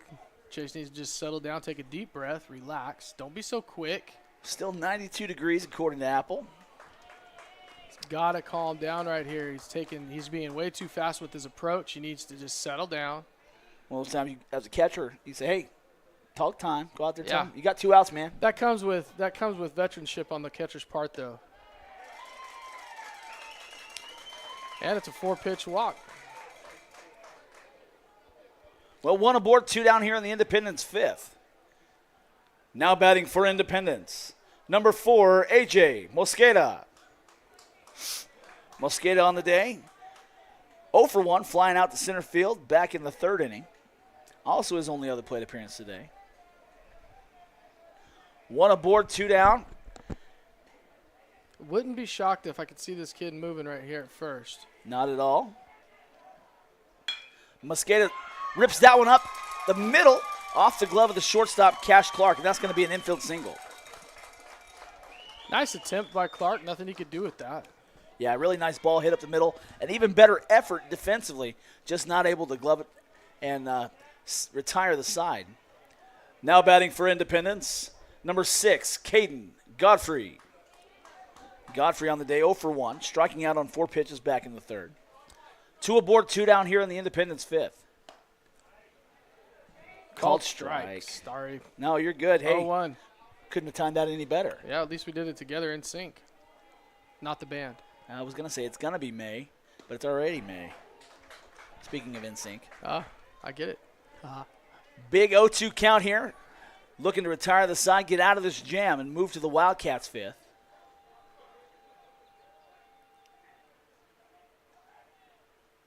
That one in the dirt's going to be trouble.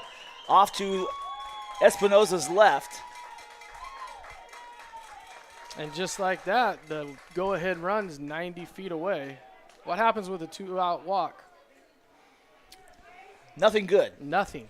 The good thing is, 2-out walk, if it happens, you got an open base, no biggie, but you're back to the top of the order, which is a problem. Yeah. But a 1-2 count here to the 9 batter, the 5th man to dig in this half, and it won't matter, ladies and gentlemen. Matter. Thank goodness. Got out of that. So they leave 2 stranded at the end of 4.5 innings. It's your Wildcats 1, the Falcons 1. Through 5 full innings, 66 pitches for the home hurler Phillips, 66 through 5. Due up this half for the Wildcats, 7, 8, 9, Nuncio, Merlack, and Ward. We are still live. Just wasn't sure. So Nuncio, Merlack, and Ward back up for the second time this half as we get to the bottom of the 5th inning here. Score all knotted up, 1 apiece. We figured this one was going to be a slugfest. We did, and it hasn't been. It's been a pitcher's duel. Definitely a pitcher's duel. So that, and both pitchers, to both pitchers' credit, they're throwing the ball well. Both getting out of jams when they get into one. And, you know, it's been a quick 3-up, 3-down type deal. The Wildcats able to get to the pitcher in the last inning. Got a couple of hits against him. Then got a run across the board. So we're seeing if we can't maybe do the same here. He wasn't in the dugout for long, and the dugout right now is the hot dugout. So he didn't get into the shade and get cooled off. So it's a good opportunity for the Wildcats right here maybe to take over on that fatigue and get some runs up on that board for right now. Oh, that's the wrong one. Go ahead. Leading off the 5th inning for the Wildcats, sophomore number 17, Ben Nuncio. Had the wrong guy up there, sorry. I was getting ahead of myself. That's all right. Nuncio looking to get on the right side of the stat sheet tonight. 0 for 1, striking out back in the third. His only other plate appearance today. Nice fastball down and away, called strike. He's definitely hitting his corners on that outside corner, and the Wildcats are not liking that pitch Not at at all. all. Big swing there, missed it, 0-2 now. When he gets the call, he can go out a little bit more, and that's what he's doing. And he's hitting his spots. And that's a good pitcher right there. Big breaking ball, swung on and missed, and Nuncio will go down on strikes for the first out of this half.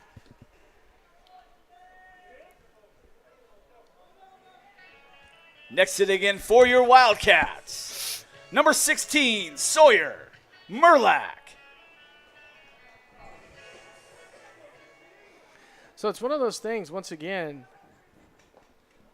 we're just swinging now to be swinging. Can't be doing that. That one honestly looked like he was on the using his pitching wedge. Yeah, that was, I mean, we got to at least swing at good pitches. So 0-1 here to Merlack, 1 down in the Wildcats' fifth. And then we look at the other one. Ooh. Big breaking ball, not called strike. Ooh, I don't know how. That was luck. Thank you. 1-1. Are you in agreement with that? Yeah. Yeah, okay. Yeah. As long as I'm on the same page. Maybe a little low. That one off the end of the bat to the right side up. That's going to get out of play. And it will get out. Thank you, Tommy. So a 1-2 count as Merlack jogs back to the box. Looking to start a Wildcat rally here at the bottom of the order. Outside curveball right here. That's where he's going. I would agree with that as well.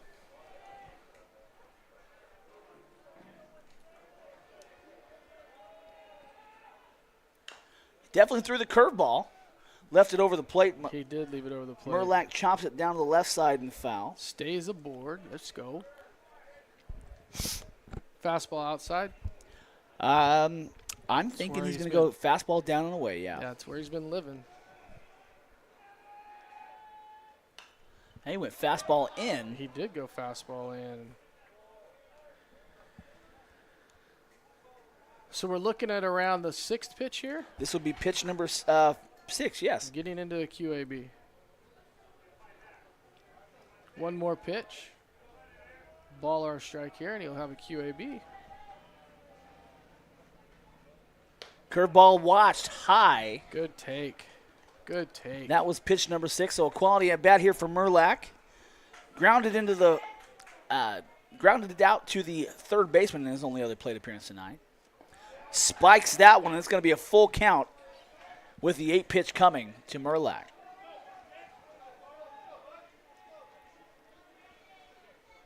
You know, we talked about it at the beginning of the broadcast, but if we can get to their 3-4 pitcher, that's a good day. It's fantastic. Merlack will go down on strike for the second out of this half. And with quality QABs like that helps. Well, he's definitely seen significant increases in his pitch count since the third. Now batting for the Wildcats, senior number 4, Ethan Ward.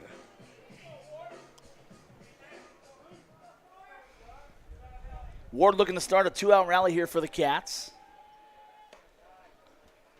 Fastball driven high in the zone. Ball 1.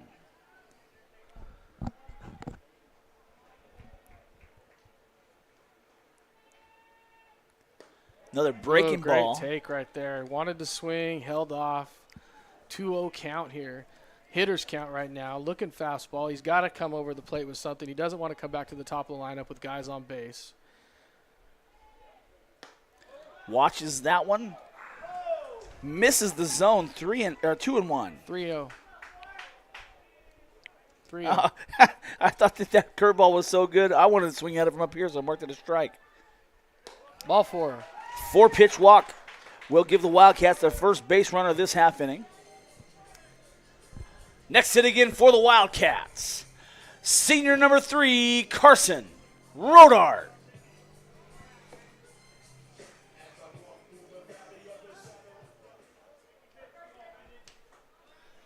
So, 2-out rally is on deck here, Tommy. Absolutely.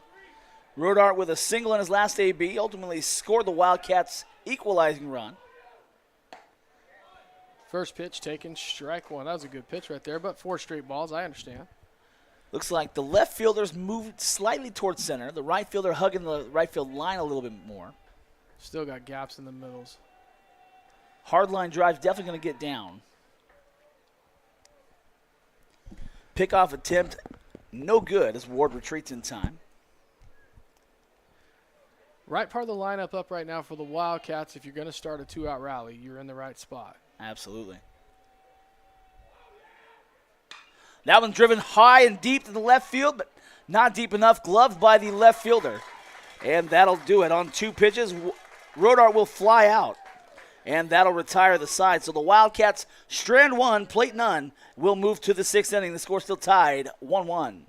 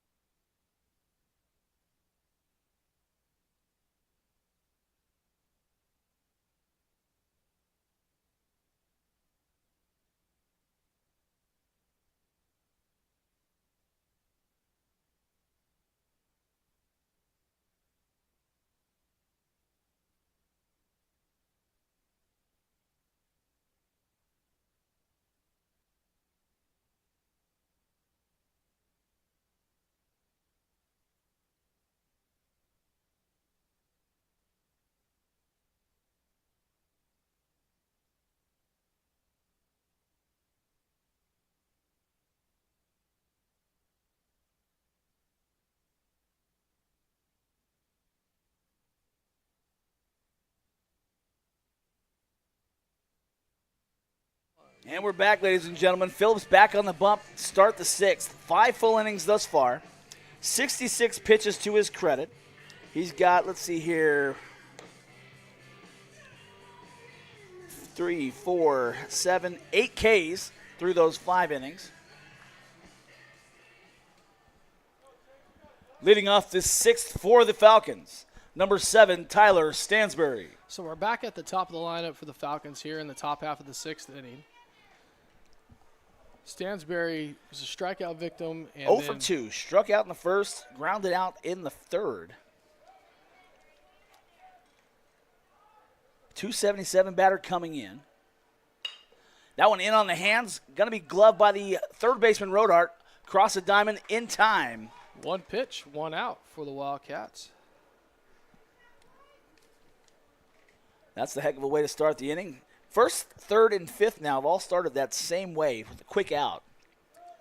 Next hit again for Independence. Number 3, Aldo Salcedo. So 1 out here in the inning in the top half of the 6th.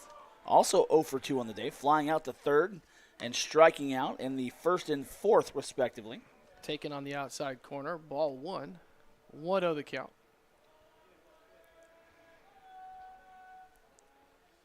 That one in on the hands. The Wildcats really challenging these Falcons batter inside. Going to lean heavily on that veteran third baseman in the form of Rodart to wrangle anything should they get around on it.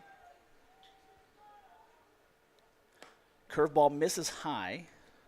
Chase just didn't bend with that one. Might be getting warm. I can see it. Definitely still warm out there, Tommy. 91 degrees now, 5:40 p.m. Not coming down. He's not bending and getting over on that top of that ball, keeping it up. 3-1 the count. We've been playing for just under an hour and 20 minutes. And Falcons have a base runner here in the top half of the 6th. 5-pitch walk issued there to Salcedo, so the Falcons have 1 aboard. Now batting for Independence, number 2, Julian Navarez. Navarez on the day, 0 for 2. Both strikeouts, both swinging in the first and fourth. Nice to see a double play ball here to end the inning.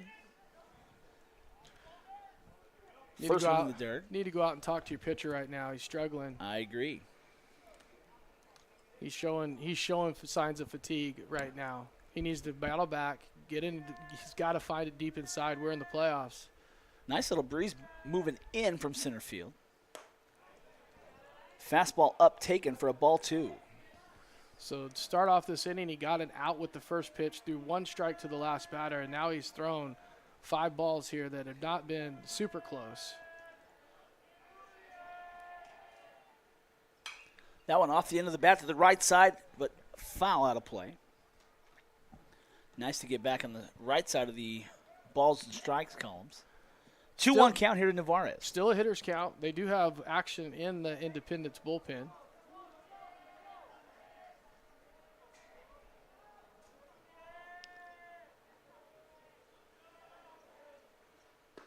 Nice curveball. Called strike. The visitor not going to like that call. I had to wait on that one. Definitely back to that methodical nature by the umpire. I almost put a ball up on the board. I was like, he called that a ball. I could see it maybe going that direction. Wasn't terrible. 2-2 count. That one chopped up the middle. Could be double play worthy. And that's an error. Oh, goodness gracious.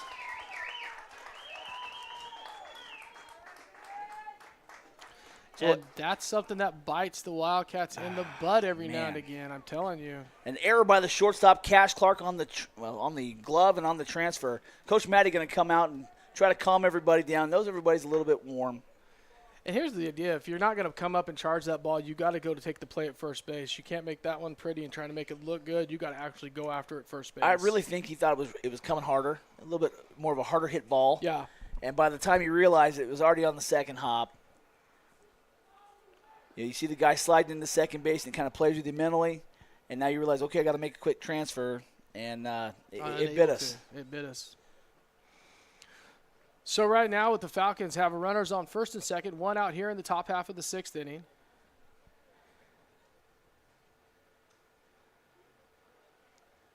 Chase just then giving up only his second hit of the game in that last hit, so it's not like he's not throwing a great ball game. Well, it wasn't even a hit. That's an error. No, the one prior. Oh, okay. I see what you mean. That wasn't even a hit. He walked. He walked, so.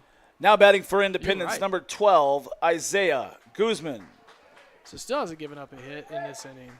Isaiah Guzman up to bat. Now he has hit the ball today. Guzman has a double and a strikeout to his credit. He represents the only run scored by the Falcons today.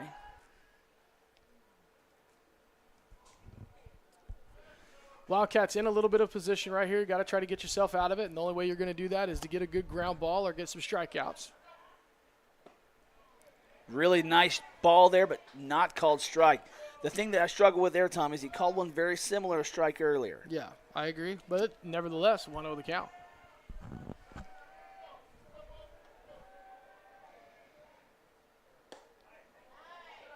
Really nice frame job by the catcher, but not able to get the call. 2-0.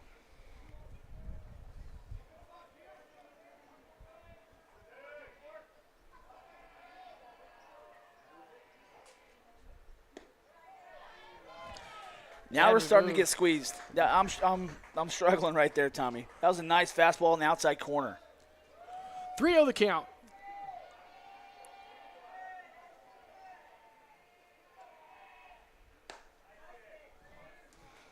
Chase battles back to 3-1. Love to get a strike here or a good hard ground ball. Double play ball would be ideal. Nice fastball as Chase battles back, and now the count's full. So runners on first and second, 1 out. Do you run them? 3-2. I'm running the batter. I'm running the runners for sure. 3-2. Could be a strikeout, throw-out situation. We'll see. Guy at second doesn't have the best lead. He's going. Ground ball. That one's going to get through.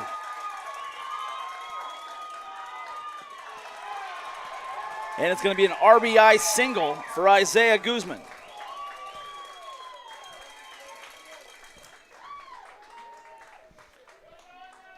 And just like that, the Falcons have the lead 2-1 here in the top half of the 6th with still only 1 out.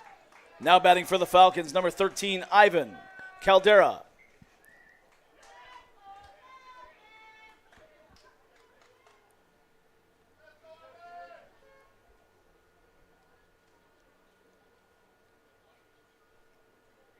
Looks like we're going to have maybe a pinch runner.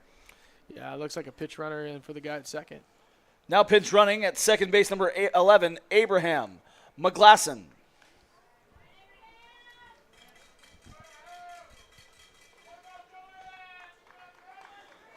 So the Wildcats goodness. still not out of trouble here in the top half of the 6th inning. Caldera 0 for 1 on the day, flew out in his last at-bat back in the 5th. Grounded into the fielder's choice in the 2nd. Infield fly rule in effect.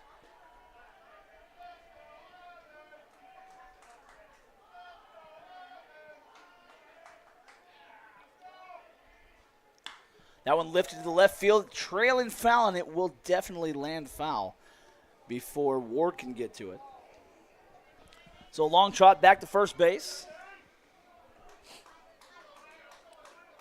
0-1 the count. So assuming the Wildcats can get out of this jam here, not a terrible spot as they come back to the dish. 2, 3, 4 due up. But they're going to have to get out of this jam right here, right now, without letting any more bleeding They occur. definitely got to stop this bleeding for sure right here.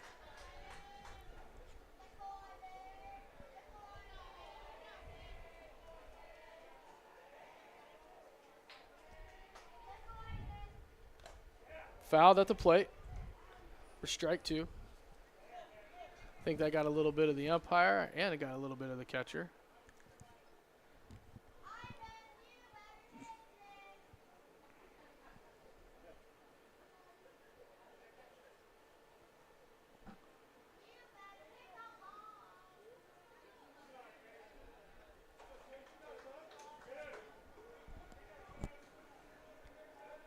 So an 0-2 count here is what Caldera will face as he digs back in.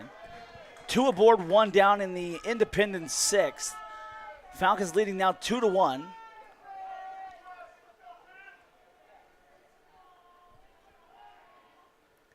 That one's going to be lifted to shallow left. Tracking it is Ward. And he's going to glove it on the run. Nice job to get out of that jam there. So no runners move up. 2 outs now in the inning.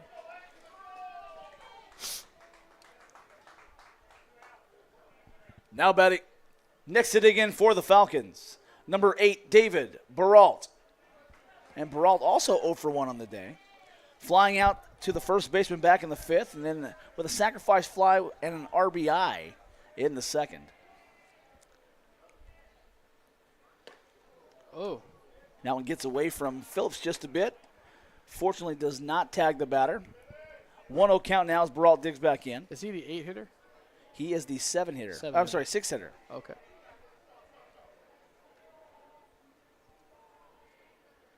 Nice hard fastball down and away, catches the plate. 1-1 the count. So big chance here for the big righty senior to come up clutch, get out of this jam, and move the Wildcats into the offensive position. No pitch.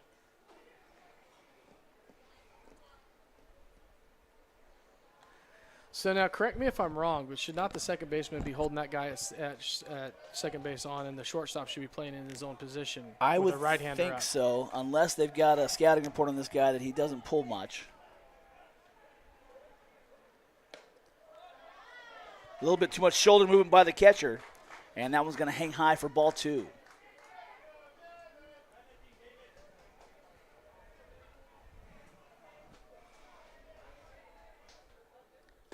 Hard fastball inside, just misses.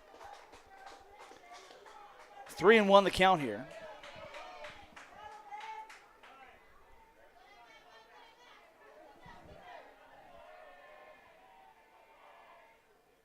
Nice fastball on the outside, called strike.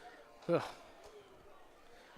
I'm glad you said called strike. I was fixing to clear it. I was looking underneath the little crossbar here, watching for his hands, and as soon as it started to come up. So 3 balls, 2 strikes, 2 outs. Runner's moving. Payoff pitch coming.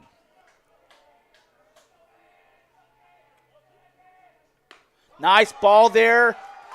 Oh, 6-pitch walk.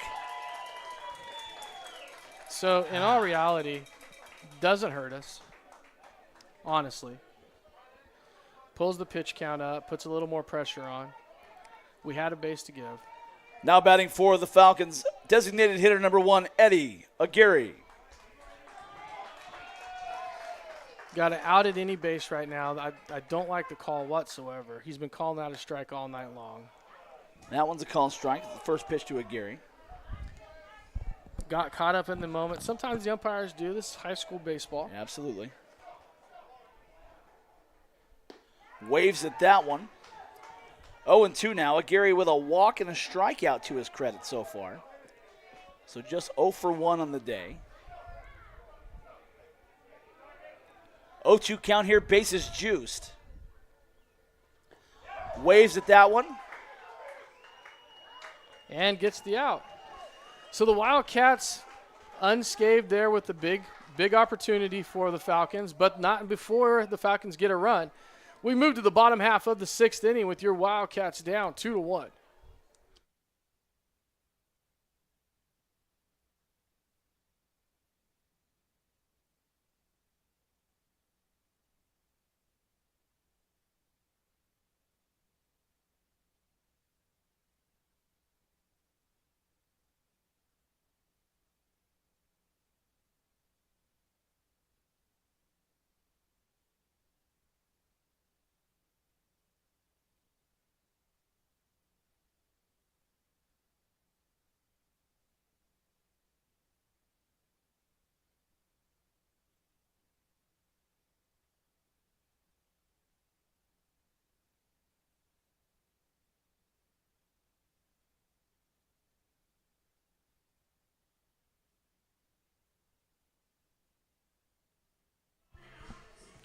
We're back, ladies and gentlemen. Dylan. Dylan, thank you. Leading off the 6th for your Wildcats. Center fielder number 1, Dylan Clark. So the Wildcats find themselves once again chasing in the 6th inning. Just like Tuesday night, they had to make a comeback. We're in the right spot for it, so we'll take care of it and we'll do what we can. First pitch to Dylan Clark, swung on and missed at the plate for strike 1. Falcons do have some work going on in the bullpen. See if they actually get that far. Big breaking ball misses down and away. 1-1 the count.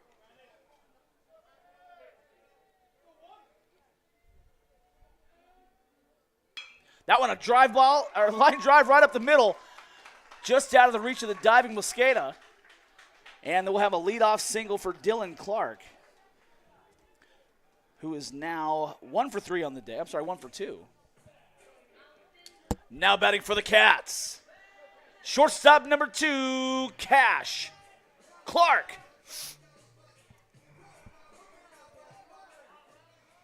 So the Wildcats have the leadoff runner on and the tying run on at first base. Clark on the day, a single and a ground out, 1 for 2.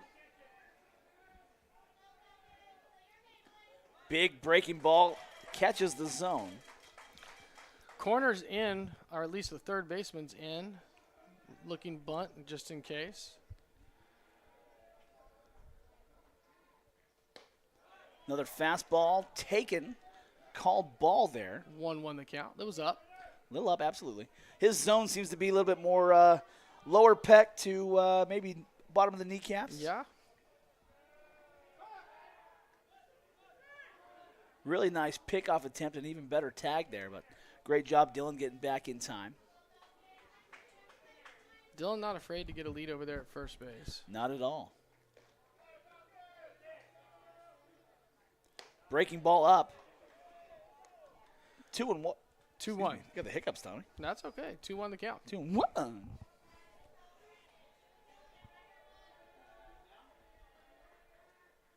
That one hit hard to the left side, gloved by the third baseman. Gonna be trouble. I don't think he made the tag at second.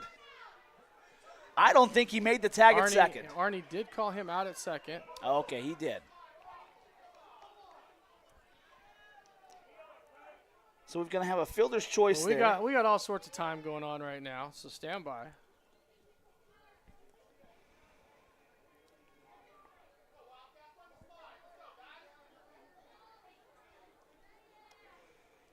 Looks like we're going to have a little bit of a meeting here. I'm going to tell you right now. Dum. Oh, you want that back? Okay. Nah, hey, this could go in our favor. We may not want to do that one. No, it's not going to go in our favor. They're not going to overturn each other right here. Not in this position of the game. Coach Matty's just getting a question. Arnie made the call, and he's asking for a confirmation. So I think it could go in our favor.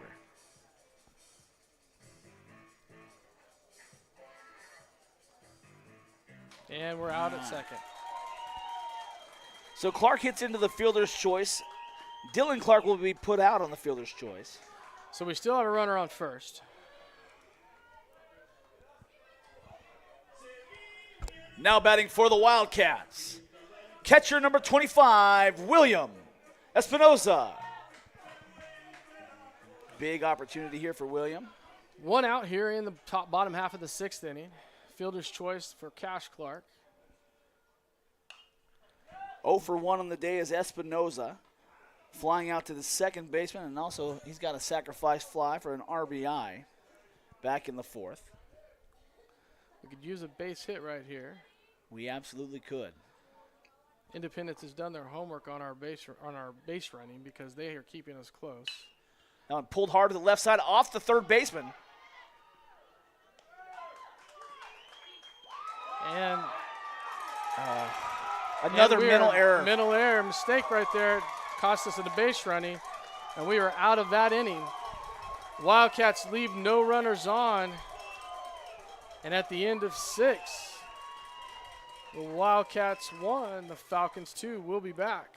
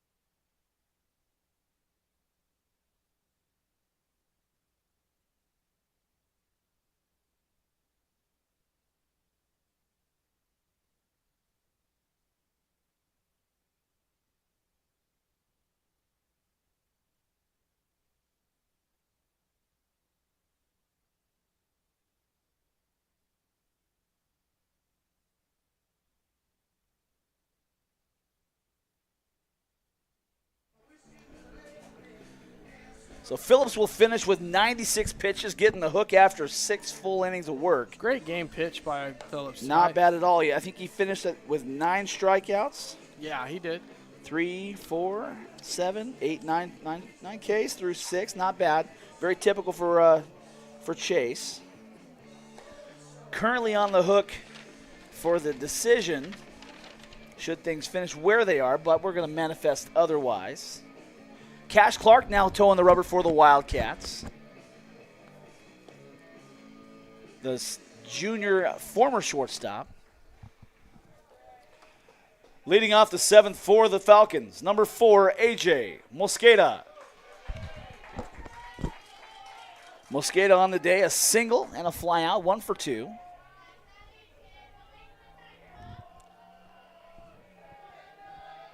Clark out of the windup and the pitch. Hard fastball taken for strike 1. 0 in the count here.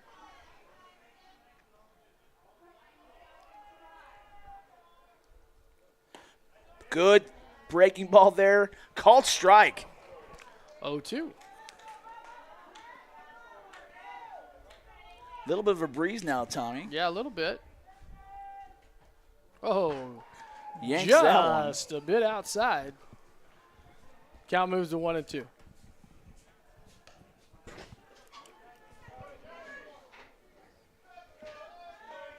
So 1-2 count here to Mosqueda. So the sixth inning, different than on Tuesday night, just got away from the Wildcats a little bit, and now we're in a position where we have to battle back in the seventh. Absolutely. Hard fastball at the knees.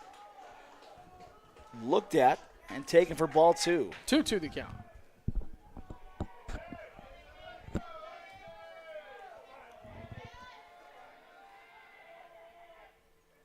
Crossing his body right there. All the way across.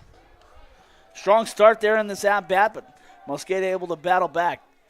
Payoff pitch coming to the 8th batter for the Falcons. The leadoff man here in their 7th.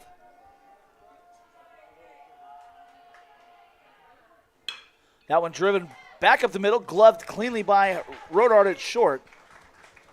6 pitches in, 1 out. Next hit again for Independence. Number 6, Caden Godfrey. The 9-hitter, correct? 9-hitter, 0 for 2 on the day. 2 strikeouts, both swinging.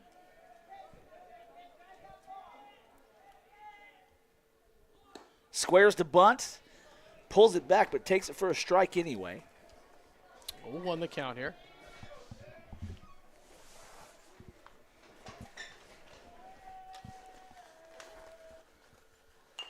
That one in on the hands.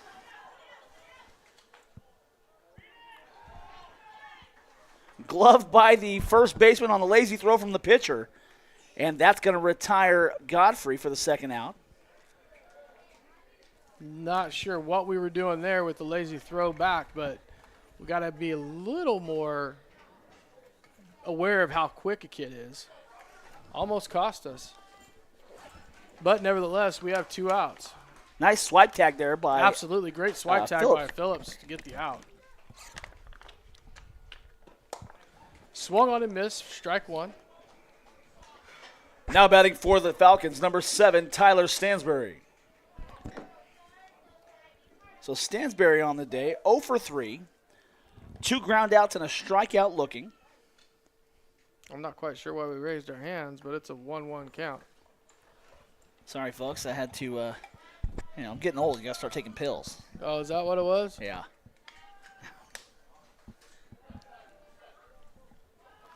1-1 count.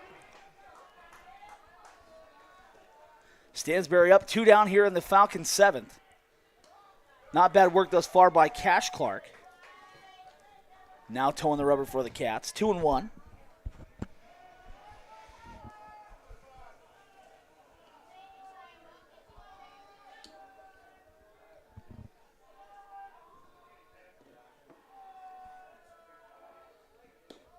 Beautiful pitch right there. Where that one missed, I don't know. Down. 3-1 the count.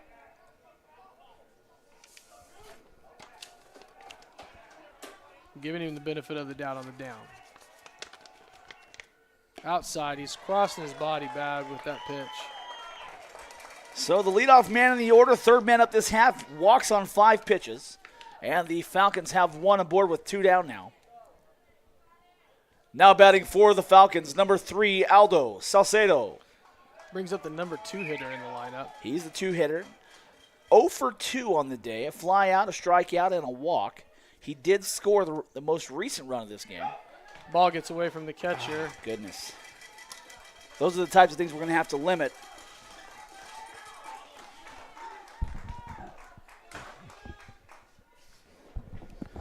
And the count's 1-0. Good call right here by William to go out and talk to him. Settle him down. 1-0 the count.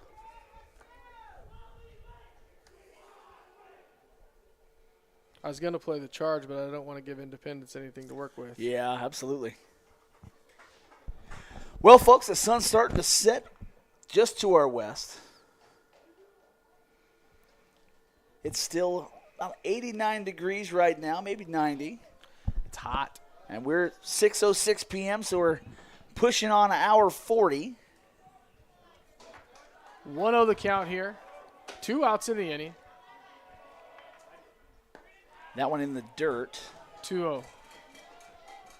First base open, so not a huge harm to walk the guy, but Navarez is not the guy you want to have Obviously, at with the dish. Number 3 guy coming up, that's not what you want to see coming up. That one lifted to right field side. No, it's first base. First base makes the catch to get us out of the inning. So the Falcons leave one on at the end of 6.5 innings of play. The Falcons 2, your Wildcats 1.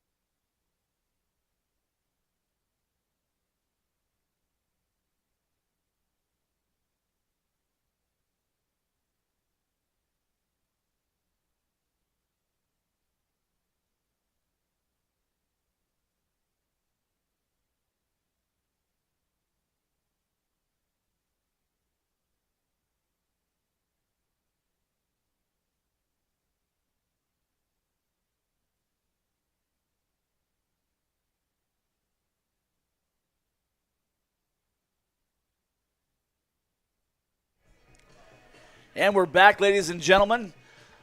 On the bump for the Falcons. Gutierrez back out for a 7th inning of work. Leading off the 7th for the Wildcats, number 26, Lane Cash. So the pitcher on the bump only gone 73 pitches into the 7th inning. Throwing himself a really good game right here. Big breaking ball hangs. Ball 1. Now, if we can get Cash Lane here on base, he's got wheels. You know, Brock has put 2 solid barrels on the ball today so far. At least one in the last AB, flying out to center. He's flown out twice. If we can get him aboard, maybe we can have a sac fly to move somebody over. 3rd pitch to Cash outside and down, 2-1. You know, I hate to say it, but the talk on the inside of the dugout's got to be, hey, he's getting tired. Make sure he's giving you a pitch to hit. Doesn't matter how you get on. Absolutely. 3-1 hitters count here to Lane Cash, the sophomore, in the designated hitter position today for the Cats. That one finds the zone, 3-2 now. Payoff pitch on the way.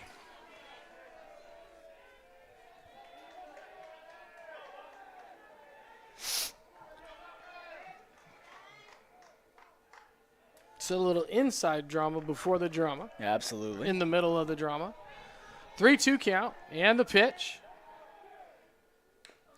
Able to get a piece of that one and stay alive. And we'll do it again. That breaking ball has been working all night long. It has. It's been his go-to, and he's just a junior on the bump, so Independence has somebody coming back strong. Gets another piece of that one, lifts it up and out of play.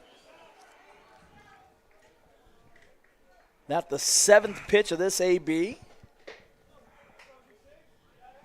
The young Lane Cash fighting very, very well here. As long as he's not chasing. Yeah.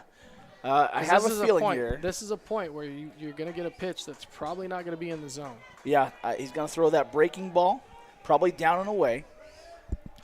If we don't chase, we should be on board. Yeah.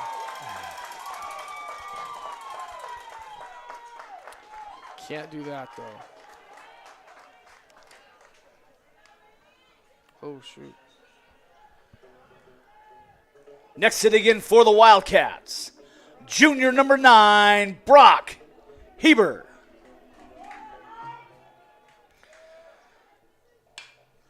That one lifted high, deep, and far, way back! Oh, it is gloved. Gloved by the left fielder. Oh, my goodness. Oh, my goodness. What a play. Heber did everything besides put it over the fence, and he almost did it there. But an even better play there. That was a great catch by the left fielder at the fence. Smashing into the wall with the catch. Now batting for the Wildcats, number 17, Ben Nuzio.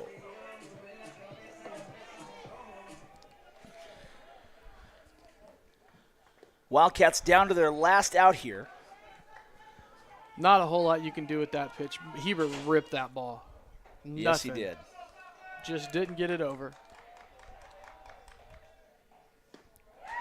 Big swing there, unable to connect. 1-1 the count here on Nuncio.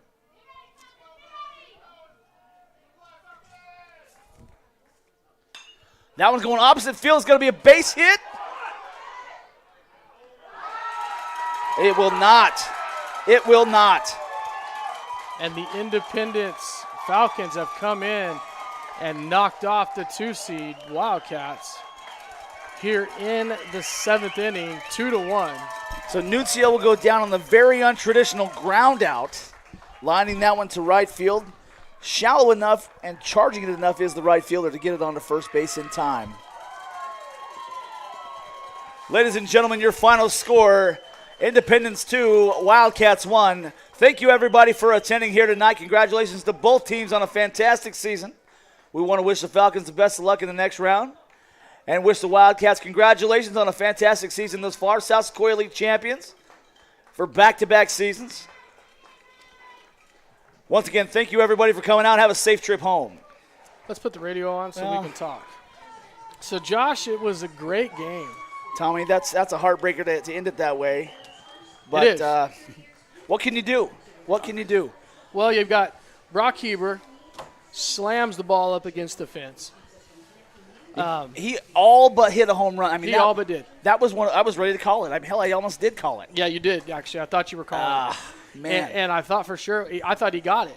And then, you get a base hit to right field, and it wasn't that Ben was slow playing it. It Not was at all. The right fielder. They're pumped. They have 2 outs, and they're ready to win. They're ready to knock off a number 2 seed. So that right fielder comes up hammering a throw. He has nothing to lose by trying to make that play. Nothing. And he made it. He did. He did. And that hurt the Wildcats. To hold nothing back, the Wildcats had a great season this year. Absolutely. They won SSL. They're back-to-back champions in the SSL. I believe the final record will be 20-10. Yeah, 20-10. Something right in there, which, I mean, to win 60%, 66% of your games is fantastic. 100%. And Coach Matt, they had a great game today. We had a mistake in the 6th inning that cost us. Yeah. And we had a couple mistakes in the 6th inning that cost us. And we just weren't able to bounce back from there. Well, it's a heartbreaker to lose at home. Heartbreaker to lose a game 2-1. I mean, probably even more of a heartbreaker to lose on that type of play because you don't often see kind of that ground out to the outfield.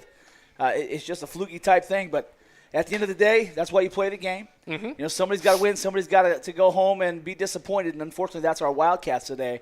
But if you look back on the season, absolutely nothing to hang your hat on or to hang your head on. Wildcats should be loud and proud the rest of their life, proud of this season for sure. And they always will be South Sequoia League champions of 2024. Absolutely. And, it's been fun this year. Absolutely. This will be our last broadcast. So last one of the year, Tommy. It was fun up in the booth, as always. We will be back again next season. See you sometime in February. Yeah. Well, to be honest, we'll probably see each other tomorrow. But be back up in this booth on YouTube and Taft bases. Absolutely. Sometime in February. So for everybody that's watched throughout the year, and especially those that watched today, I think we had about 90 to 95 viewers at some point today. Thank you guys for tuning in. We hope that what we do can bring you a little bit of joy while we bring you Wildcat baseball. We had 233 viewers. Total viewers. Total That's viewers. fantastic. Yeah. So we had a good game tonight. Awesome and honored are we to be able to bring this to everybody at home. Yes. Big thank you to Coach Matt, obviously to Rex Cooper, Azuno Media, all of our sponsors this year. Alloy Construction, I think it is, Berry Corporation. There's a number of them that help us do these types of things. And I'm just proud, Tommy, to have been up here. Proud to be able to do it every time we have a home game.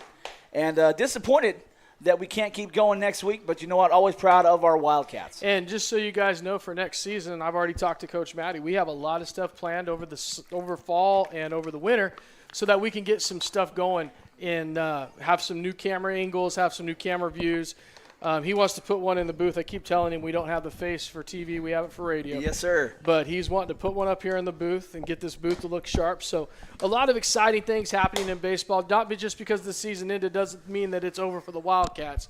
Coach Matt will be back at it. Give him a couple days rest, and he'll be back at it next week. Absolutely. Once again, the final here was 2-1. 2-1. Falcons from the Independents. They won the game tonight over the Wildcats. The Wildcats have finished their season, and good luck to the Independents. Absolutely. They're going to take on either Golden West or Mission Oak, depending on how that game pans out this afternoon.